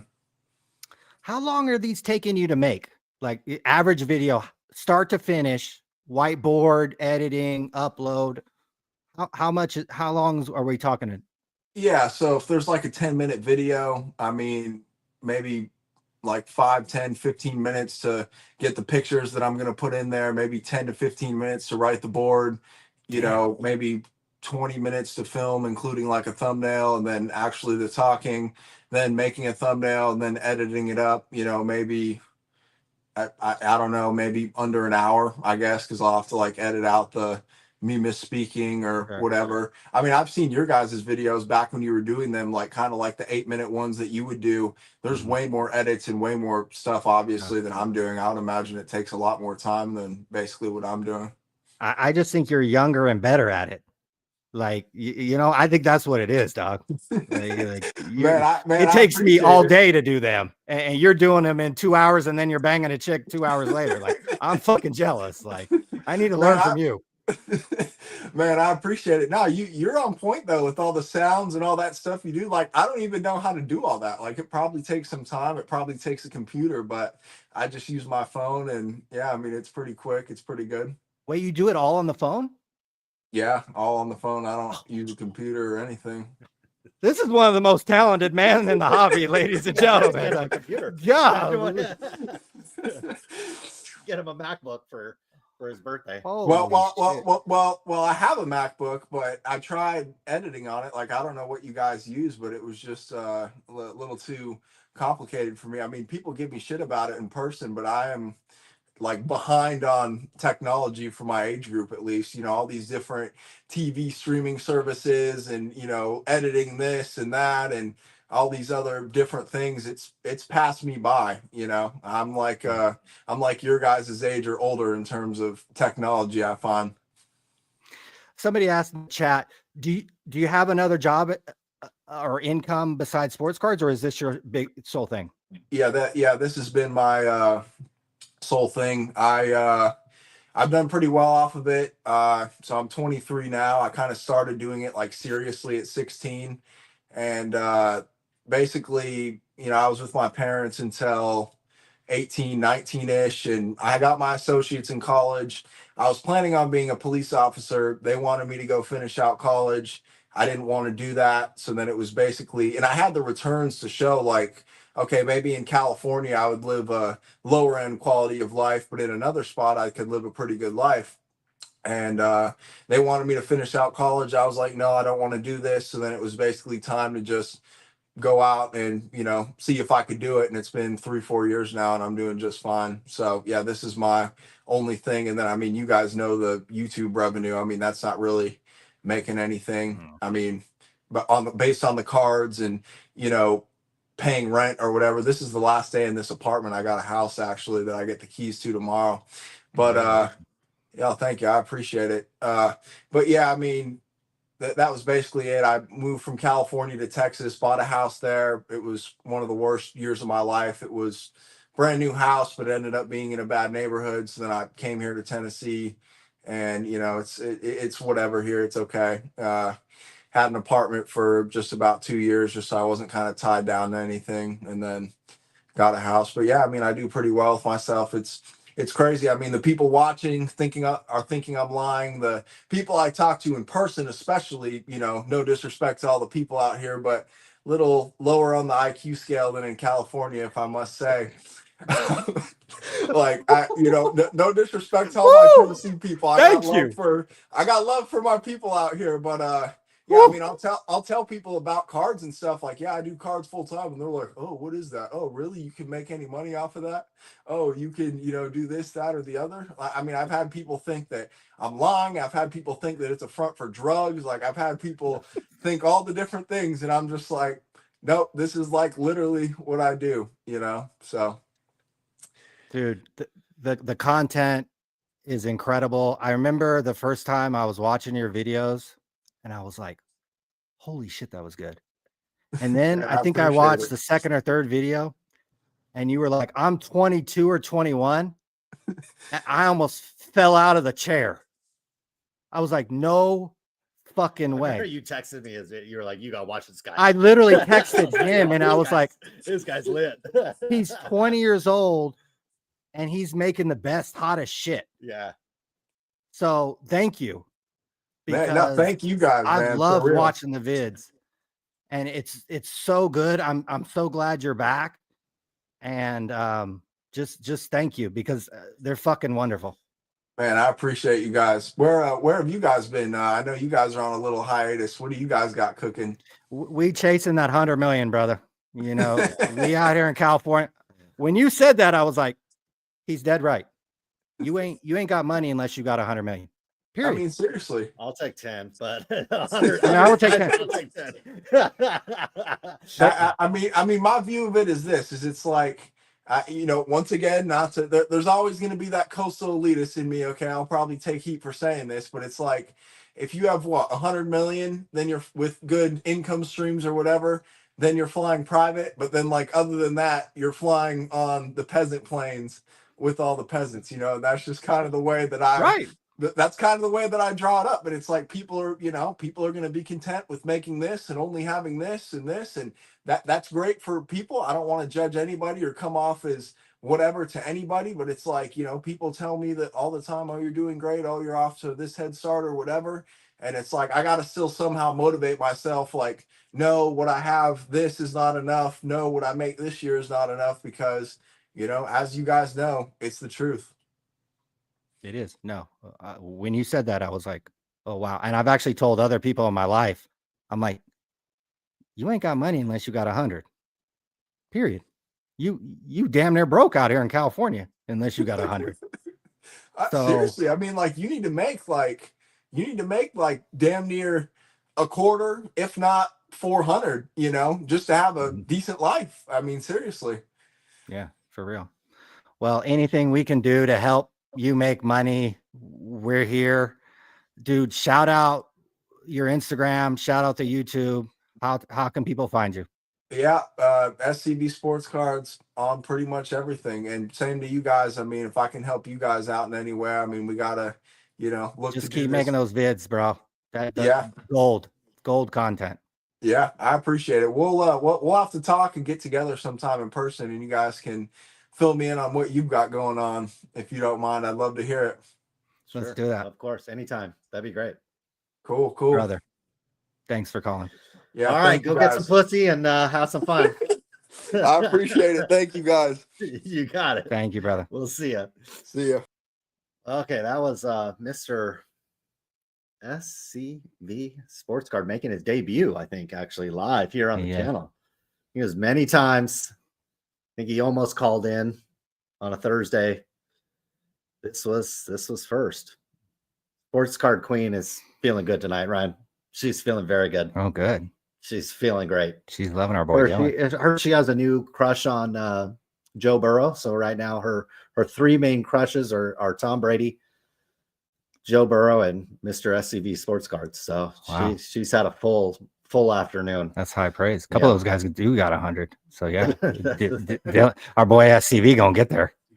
He's young, so he's got time for sure. He got plenty of time. But yeah, that was SCV Sports Cards. We had this Cardboard Life. You want to take a break? Get our boy Ryan in here. Let me ask him, pepper him some questions. I gotta take a peek. Guys, we have actually a former MMA fighter in the building. He's our personal bodyguard while we're out here in Las Vegas. But he's got an extensive vintage collection. He's got to stretch it out. He came all the way from Sacramento. Mr. Kelly, thanks for joining us. Dude, you've been listening to us all night. What are your thoughts on kind of the hobby? You set up at shows. I've seen you at a lot of them. I think you even made a cameo in our last video. What are your thoughts on kind of the hobby? I know you do a lot of grading prep. You see a lot of cards, you handle a lot of cards. You're actually talking to a lot of people, consulting with them about, this might be worth this might be worth grading, this might be worth, not. What are you seeing out in the hobby and kind of the state of it in 2025? So, I mean, the hobby in itself, I mean, we need more transparency. Here, lean forward a little bit. So, I mean, the hobby in itself, we need more transparency. And that's why I started this company a year ago. And what company is that? Killer Grade Prep, KGP, LLC, trademarked, licensed, bonded, insured, the whole 9 yards. And then what are you doing with that business? So basically, what's the business? So basically, what I'm doing is I'm the best set of eyes that you can have before you send your card to a grading company. Okay. Like I evaluate cards for people. I basically let them know, hey, if you want to do this, you're walking into a fucking buzzsaw and you're wasting your money. Mm-hmm. Give them advice on basically what they can do with the card in that type of condition. Mm-hmm. Basically the exact same thing that a financial advisor is going to do with your portfolio. They're going to steer you in the right direction. Sure. They're going to point at the door. They can't open it for you. So, I mean, currently I'm stopping people from walking into a goddamn buzzsaw, which is PSA and SGC and BGS and all these grading companies. I mean, I see cards come back from PSA that are 8s. These cards are 8s and they get 10s, and it's because people pay for that. If you put What do you something- mean? What do you mean? What do you mean? So when you're putting things in a bulk submission, okay, you have a maximum declared value of the bulk submission. Okay. So none of those 20 or none of those 30, none of those 40 cards can exceed a $500 declared value, correct? Okay. Now, if you have a card that you deem to be a 10, all you have to do is pay for it. You got to pay for that. How do you tier. do that? How do you do that? You put it under Super Express. 5-day turnaround. You're paying for your grade. Can anybody do that, or is it, we like to refer to it as the good old boy network, and they maybe have a relationship with some of these guys at PSA and they can send in card. Could I just send in a random card and pay the Super Express and get it, or is it more happening with known dealers or group submitters, or No, how does that work? Honestly, it's kind of sporadic. Honestly, from what I've seen, because you see cards and bulk submissions that come back that I would look at them and say, avoid grading this card at all costs. You're going to get more for it raw than you would at a 9. Okay. Even though 2 years ago 8 was considered raw. Yeah. Now, I mean, you Now see 9's cards raw. Yeah, even more. Under you see, raw. Yeah. you see about 10 to 15% Mhm. between 9s and raw sales, and it's the gambling. That's what people are doing. They're avoiding the solidified mint 9 because there's that fucking sliver of hope that card's going to get a 10. And you wonder why that card hasn't already been slapped. And why do you think PSA and SGC is doing this? Is this just business? Are they just trying to appease good customers? Or do they want more 10s on the market? Like, what's the incentive for the grading company? Is it just money? Like, what do you think? It's definitely revenue. I want to say it's definitely revenue, but at the exact same time, you have no idea who's looking at that card. So I know this to be factual. QA check 2 is not another person looking at your card and making sure that the first grader did his job properly. QA check 2 is somebody that's cross-referencing the cert number to make sure that the card matches the description, dress right, dress across the board. You do not have another set of eyes. When you send a card to PSA, they have about 20 to 25 seconds to do a 16 to 20 point inspection on a card and issue a grade. That's fucking crazy. So you just think these cards are going through, they're not looking at them closely. 100%. And so sometimes an 8 might be a 10, or a 10 might be an 8. Going back to the Wemby, Okay. the centering on that is way more than 60-40. I mean, the centering on that, I'd put it probably about like 70-30 ish, somewhere around there. But you see it consistently with Prism. I mean, you can see visually that the centering is conducive with A10. And then you look up all these other examples and they're flawed in some certain way.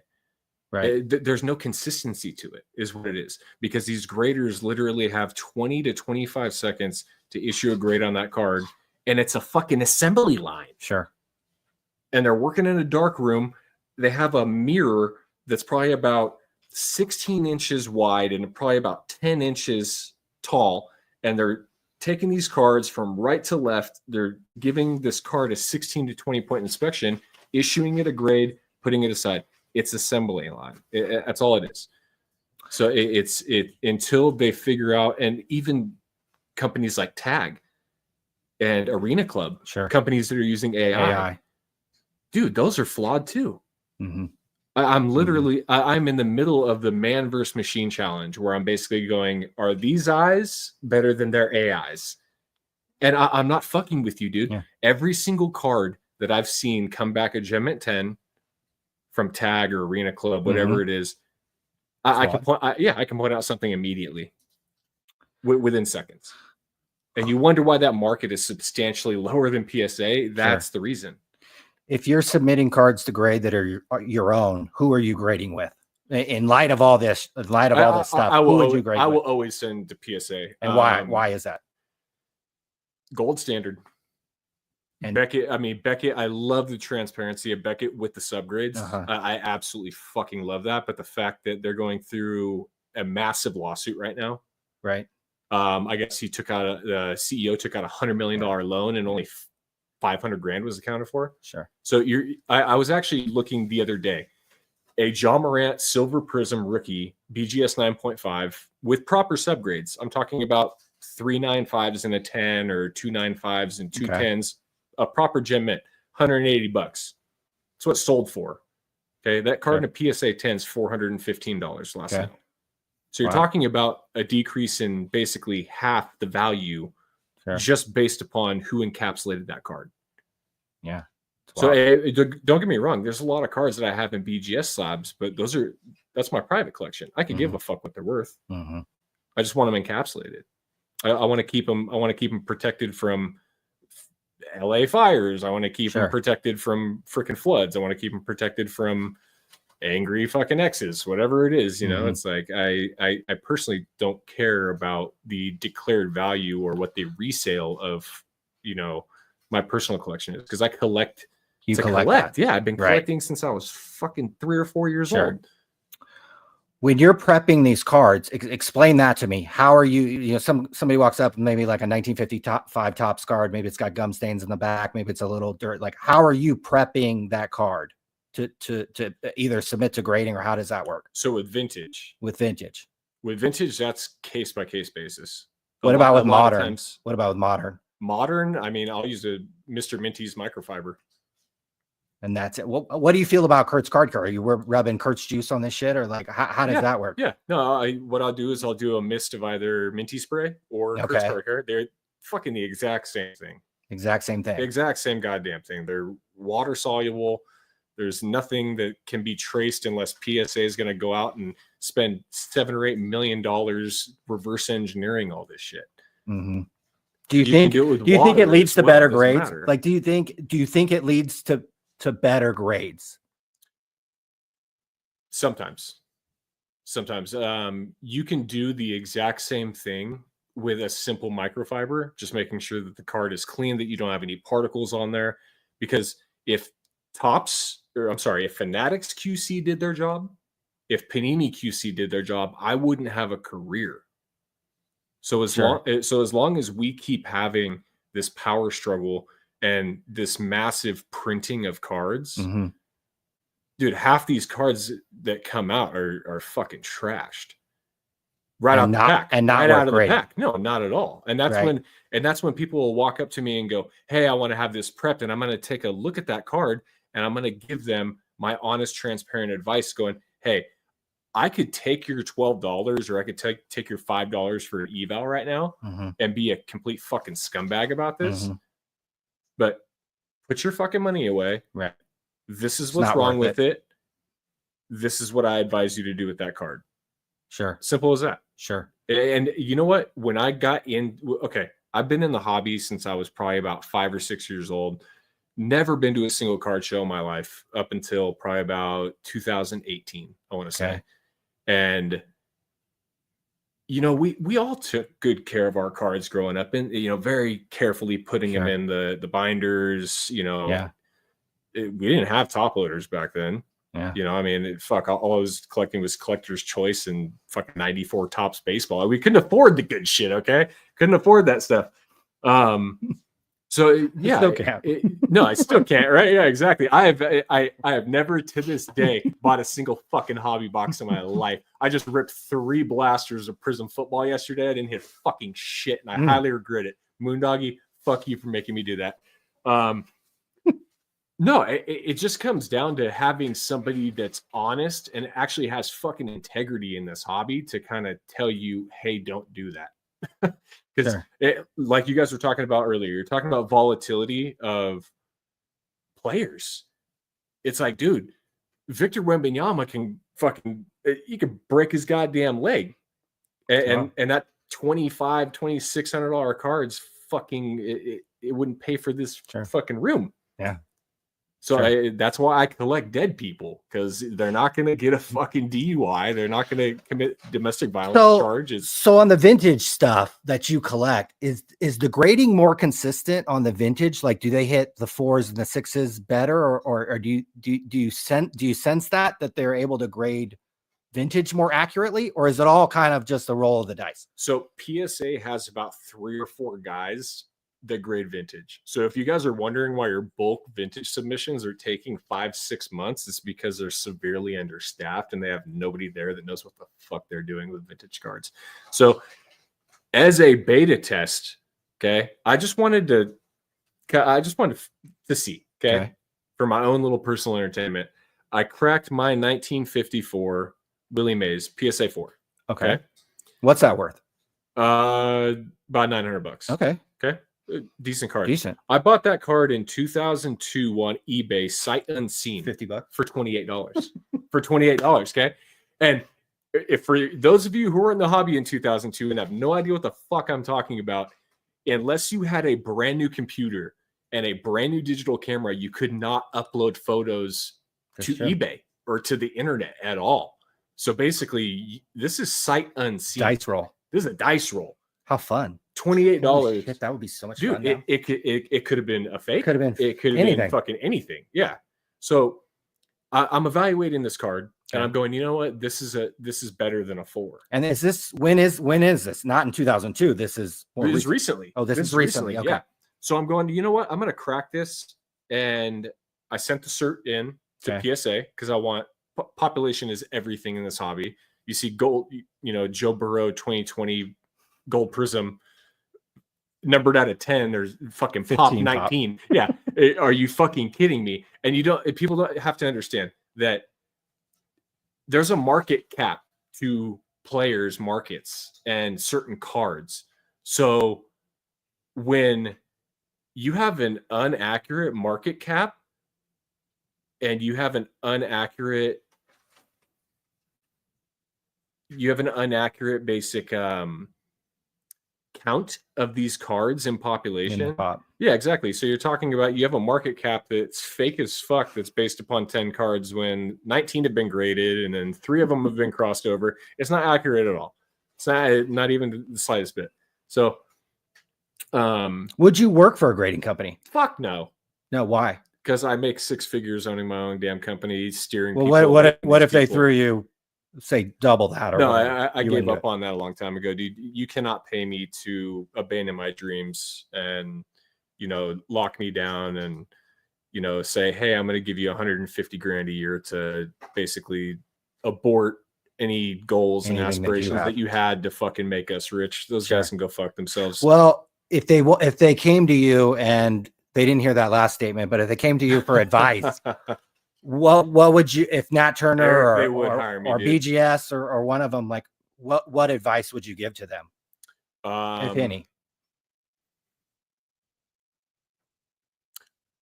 I'd give them the constructive criticism of basically consistency behind the grades and more transparency. You're starting to see graders' notes now but you got to pay for it. Okay. With PSA.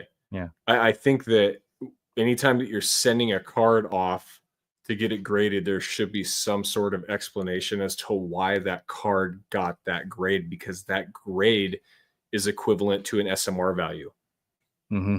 9 equals X, 10 equals Y, 8 equals Z. It's like there has to be some sort of transparency, some sort of explanation to why the card got that grade. Well, and even on vintage, not all PSA 4s are created, not all PSA 5s are created equal. But that's the thing, is that some of my favorite cards out of my personal collection are 4s and 5s because they look like 8s. Yeah. I don't care. Right. As long as the centering's proper, the color's nice on it. Who cares about this little hairline crease you can't even fucking see? Exactly. And somebody actually asked me that the other day about a card that I own. They go, hey, are you going to fix that? I go, fuck no. I got a 1962 Fran Tarkenton rookie. Absolutely goddamn gorgeous. And he's like, hey, are you going to fuck with it? I go, no, not at all.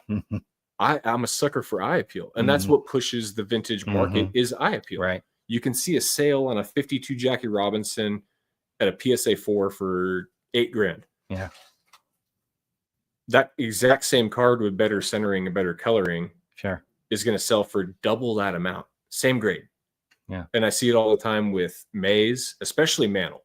If you know Matt EC Collection. Yeah. Matt EC. Okay. Yeah. Great example of how you can acquire amazing looking vintage cards Mm-hmm. that look just utterly desirable. Sure. And they don't have to be six 10, figures. 10, They don't have to be worth $1 million. You know, Mhm. it's like, Mm-hmm. but I mean, that's all preference. That as a collector, I just like to obviously steer my clients in the right direction as far as, you know, like, hey, don't do that. Mm-hmm. Like, I'd be a dick to fucking, you know, take their money and be like, oh, have fun getting your 8s back. Yeah. You know? Right. So, I mean, Right. it all comes down And to. are you submitting these cards for them? So you prep them and then you submit them Yeah. and then and you kind of work it all out. Yeah. That's really Yeah. cool. So, the 54 Willie Mays. Yeah. Okay. I cracked it out of a PSA 4. Okay. Sent the cert in, sent the card off to SGC. Okay. Minimum size not met. Interesting. So now I just sent the cert back to SGC Mm-hmm. and sent the card back to PSA. And so you're still in I'm limbo? in limbo right now. But like, how do I want to hear about that. And this is an actual new slab. Okay. This is a new slab, New slab. photo match, everything in Right. their internal database, everything. Okay. So This is gonna be I send this card out to SGC. They say it's minimum size not fucking met. I'm sorry, cards don't shrink when I fucking crack them, dude. I'm sorry. And I'm doing the earnest thing here by sending the certs back when they could easily flag me if they want to. Mhm. But I'm just doing the right thing by the hobby. Do you think PSA will grade it, or do you think they'll catch it because it went from here to back to SGC, back to PSA? Like, No, what- they're way they're too bogged overwhelmed. down. and Way not overwhelmed to Yeah. catch that shit. Yeah, dude. that's something they need But you know what I did do Mm. is I sent the cert in with it. to get it off the poppy report. Yes. So there's yeah. not like And there's this detailed floating. note column at the very bottom of every submission. And I specifically asked, hey, can you please either re-encapsulate this card at the original grade I see. or regrade it Regrade it. and scrub that cert from your guys' database? I see.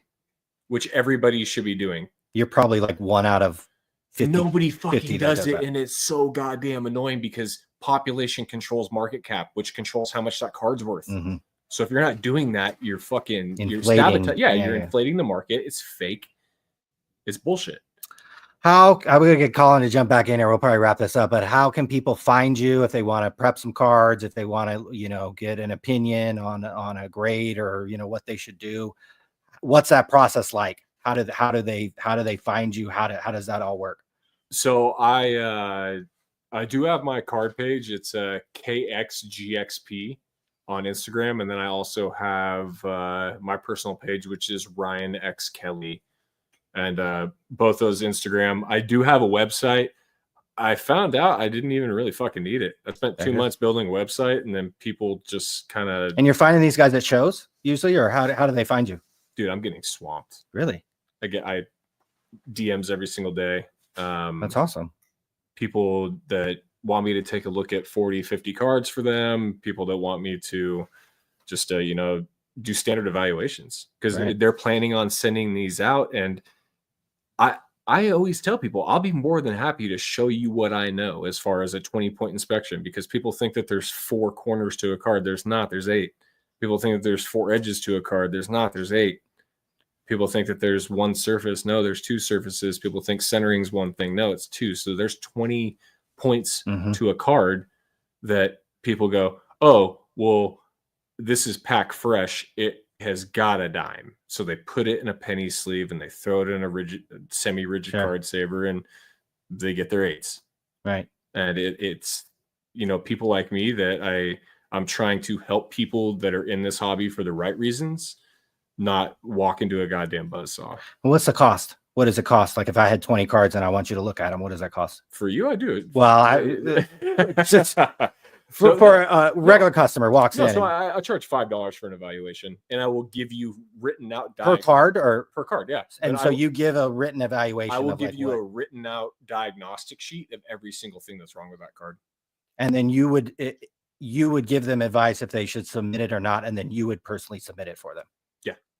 Okay, so it's kind of like a one-stop shop. You can give the evaluation. This is what you should do. You can prep it, and then you Correct. can send it in. Yeah, correct. And then, are you usually sending stuff to PSA, or is there some stuff where you're No, just PSA. usually just PSA? Yep, just PSA. Interesting. No, that's really cool. What was your Instagram where you get the most business from? Shout that out one more time. KXGXP. So it's Kilograde Prep KGP, and then KXGXP on Instagram. Beautiful. Yep. You're all right. You get what you pay for, but at the exact same time, we need transparency in this hobby, and with how many people are in this business for the fucking wrong reasons, guys. That's why I like teaching people. Mhm. Honestly, I like teaching people. I'll tell people they try handing me money for something that is effortless, and Mhm. it's like, no, come here. I want to show you this. I want you to be able to learn, and I want you to be able to figure Education. this out. Yeah, Yeah. it's more of an educational system where it's like I can give you the written out diagnostics, and you can see, oh, what's this, and I'm going to show you firsthand exactly like, well, you see right here, you have a dimple, you have a surface Mhm. scratch, you have an abrasion on the back. Mhm. Centering's off on the back right here. This is what you want to look for in the Prism set. This is one you want to look for Specific with cards. Yeah, exactly. 'Cause Sure. you see these little idiosyncratic things Mhm. based upon every single fucking set. Right. 2020 Select, dimples like a motherfucker. The new Right. Select, you get these abrasion streaks that go all the way down the freaking Okay. card of case hit cards of zebra print. That sucks. It's like So it's a lot of institutional knowledge about these sets, about these particular cards, and especially when you go back to Yes. vintage and how to handle those things. 100%. So it's just kind of like over the years, kind of working through the knowledge. Yep. That's really cool. And that's why I love doing the diagnostics for people, is because they can actually firsthand see, oh, This is what's wrong. this is what's wrong. Right. And you can really point it out. And don't get me wrong, there's so many times that I've said, hey, this card's gonna 9. Sure. But like I said, how quickly these guys are grading cards. Right. I have all the time in the world to sit there and pick a card look at it. apart. These guys have 20 to 25 seconds. Yeah. Yeah. So something that I can pick apart for days on end, they might not pick up. It gets a 10. It's a 10. Happens all the time. And we're off to the races. Yep, happens all the time. Well, Ryan, look, thanks for joining us. Let's get Colin's ass back in here. We might wrap this Fucking up. Vegas, man. And then, yeah, we might. Spirit, yeah. fucking you suck. I'm We- never flying Spirit again. Yeah, Spirit I'm sucks. glad I puked on your fucking floor. Exactly. So, guys, Ryan Kelly, Colin, get your ass back in here. Let's. Are we taking any more calls? Are we out of here? What are we doing? I think there's a couple of. I think it's safe to say Ryan has fondled a lot of cards, and that is a good thing. And I think you could sell a course. I think that's maybe the potential That would be business fun, model like as an well. ebook, like an ebook. We did get $10. Yes, from him. And do we meet up with Vegas Dave, Ryan? We have not seen Vegas man, Dave. why haven't we hung out with Vegas Dave? He's a fan of our website. He is. He showed our website on one of his videos. Again, this was before, what's his name? Chris Wilson or whatever the Wilson guy's name is, came into the hobby. Vegas Dave did a video and he showed our website. He didn't show the bottom part where I cooked him on stealing the social security numbers.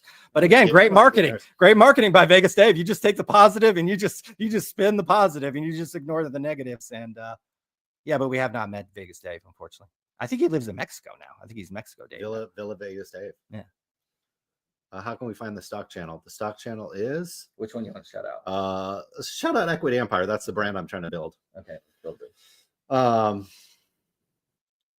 Equity Empire is the new brand, There it is. Look at that. and Man, there it is. 43K views. That's pretty good on 9K subscribers. Good engagement on that channel.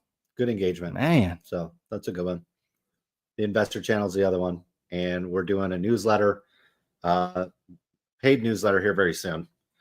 The entry fee to get into the paid newsletter is at least $1,000, and so you got to come with a little bit of money. But I was working for a company last year, Ryan, and we made I think we made 12 stock picks. Obviously, we're in a bull market; things are good. We made 12 stock picks. Out of those 12, Ryan, how many do you think went up 100% or more? probably 10 or 11. I wish it was that high, but it was about a 50% win rate. Wow. On doubling your money. Wow, on a double. On a double.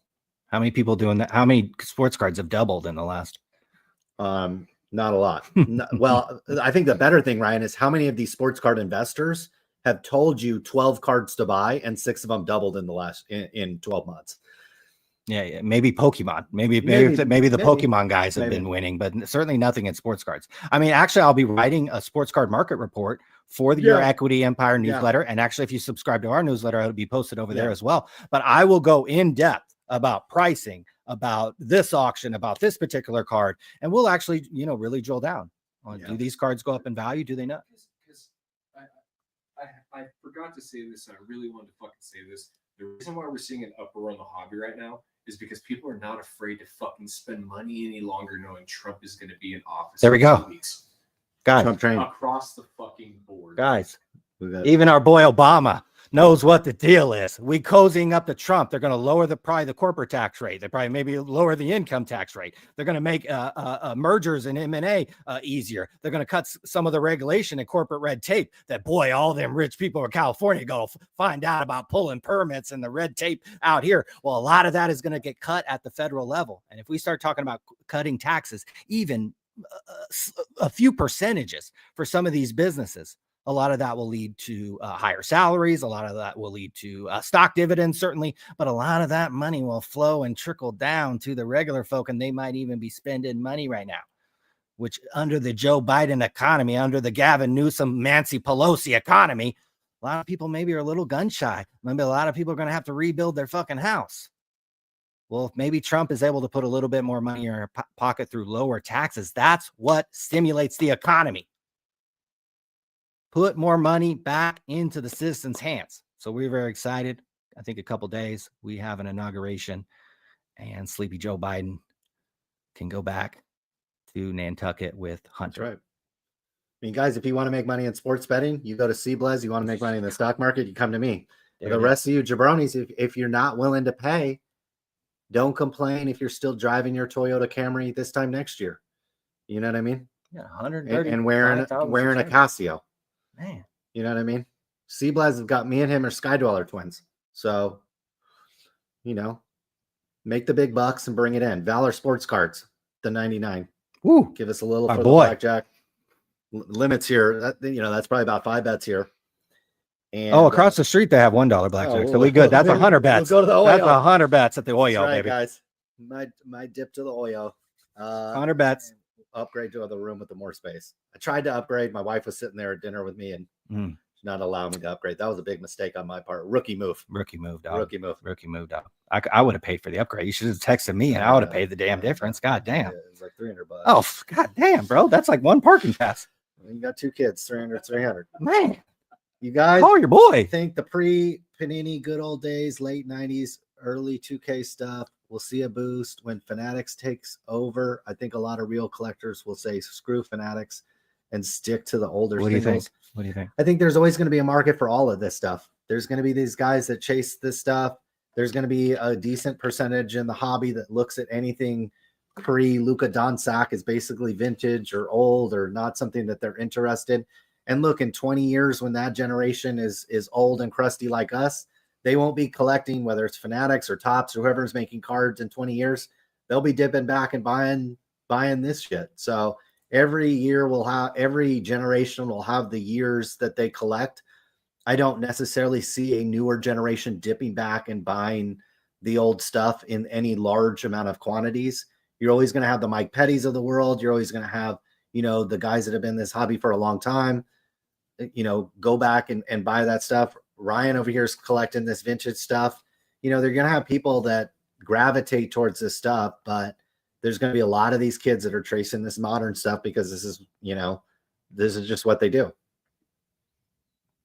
Were we invited to Jab's wedding? I don't know, Ryan. Dude, I didn't see. It was like in the Bahamas or something. I wish we were. Wow. Oh, so it already happened. It already happened. He got married. Our boy Jab's family's married. Well, congratulations to Jab. Congrats, brother. If he would have invited us, we might have sent him a nice little gift, but we didn't get that invite, so no gift. If it's not Jordan, don't buy. That's according to Jake Peterson. I couldn't agree more. Okay, I'm good. Yeah, let's do it. Well, folks, 2 hours and 43 minutes in.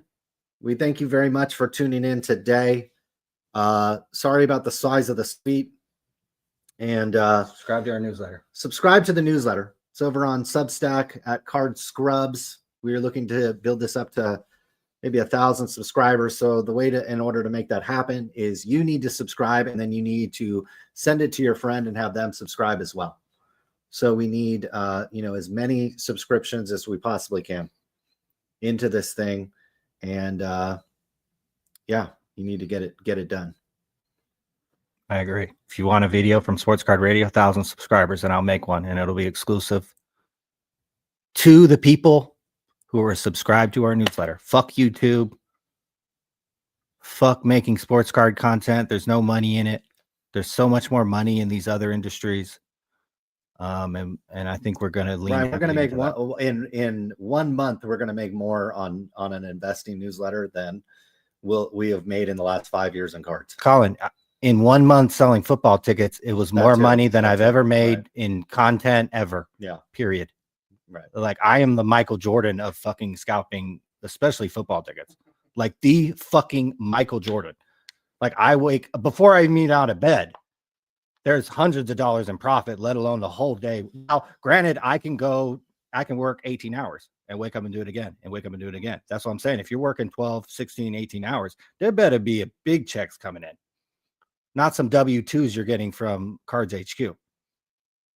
A lot of money out there. I'll be writing some actually for your newsletter, Equity Empire. I got a watch report coming out. Watch luxury watch market, Well, very similar to sports cards. I think we're going to get you on the videos over there too. Well, You we'll know, see. We'll see. There's no. I'm trying to there- retire from the videos. Well, I think you'll enjoy the pay a lot more and Maybe. the satisfaction a lot more on the investing side, because we'll have people actually paying us on a yearly and kind of a monthly basis for the content, and it'll be That's be true. a good amount. So Yeah, that's true. I think we'll be sitting here a year from now, and whether or not we're sitting here in Las Vegas or wherever we might be, things are going to be good, and we certainly appreciate the support. We appreciate you guys showing up. You know, we go away for a while and we come back, and you guys are here still supporting us, and we do appreciate it. We appreciate SCB Sports Cards continue to make the content, the Dan the Cardmans, the AIH Sports, the content that I consume. This cardboard life, This baby. Cardboard Life on Instagram, you know. so good. So we appreciate it. The Valor Sports Cards, his video on Instagram was funny today too. So shout out to all you guys. Christine doing her show. We do pop into Christine's show. We were on it last night. So and I'll try to pop in there when I can. Wednesdays, I think it starts at Wednesdays. 8 p.m. Eastern, 5 p.m. Pacific time. I think we've actually called in 2 or 3 different times. So Yeah. actually, if you want to see Sports Card Radio, you got to subscribe to Christine, because we'll pop into our CJ's lives. Yeah. CJ's Corner, Aubrey's on there. She's hosting. our so- girl Aubrey. So it's a really fun Cool. show. They talk about a wide range of things, a lot about sports, a lot about cards, and buying and selling stuff, and it's great. And so we'll be popping into there. I'll definitely be calling into that show, and keep watching the other videos, which are actually really good. Actually, a lot of the sports card content's really good. It's just everybody's the same except for SCV and Dan and AIH and a couple other people. A couple people need to come a little stronger with the opinions, and I think you'll see success if that's what you're looking for. Success to all of you.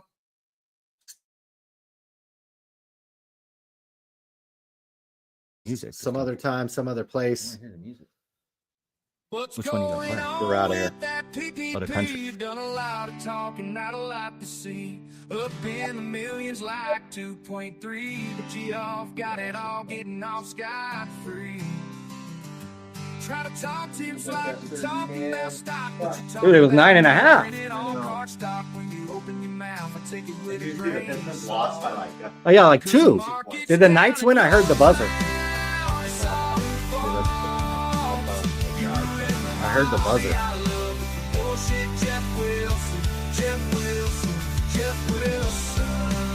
Knights lost 3-0. Oh no, they're down 3-0.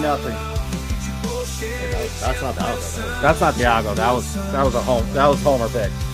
Did you tip me out? I think you tipped you out. What you talking about? I don't think you tipped you. It's just shake shit like a G GOBs like it's wholesale thing with the mid-teens. Taking money from the people to pay most broke. That's what- okay. Getting money even better tax-free. Loving all stimulus for PPP. You ruin the hobby I love. With your bullshit, Jeff Wilson. Jeff Wilson. You ruin the hobby I love. With your bullshit, We have an email. Jeff Wilson. And the original. I don't know. I like the country one. Oh, it's Jeff Wilson, not Chris Wilson. My bad. My bad, Jeff. Thank God he's still making content, right? Auburn, California. Thank God Teapot and Jeff Wilson still making videos. What would we do without them? They've taken the hobby to a new level. Hopefully they will. That'd be great. Will we come back in 2026? We'll probably be back next month. We'll be back like next week.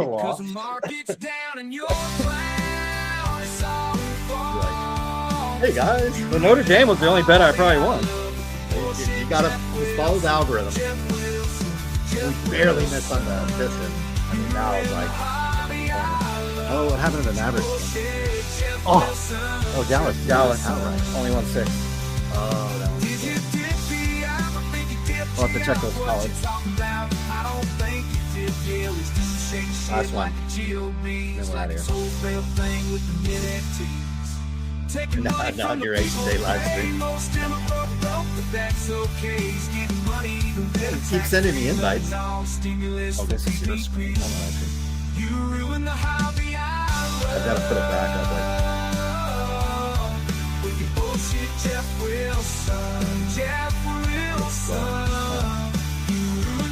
There you go.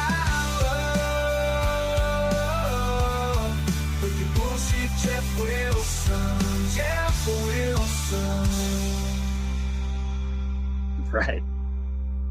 Jeff Wilson. What? Jeff Wilson. Oh yeah.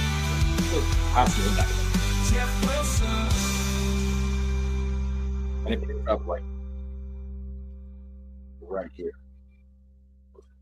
What's going on with that PPP? You done a lot of talking, not a lot to see. Up in the millions like 2.3. But you all got it all getting off scot-free. I'm trying to work overhead. Try to talk tips like we're talking about stock, but you're talking about men printed on card stock. When you open your mouth, I take it with a grain of salt. Cause the market's down and you're clown. It's Jeff Wilson, right? Get it right. You ruin the hobby I love. Bullshit, Jeff Wilson. Jeff Wilson. Jeff Wilson.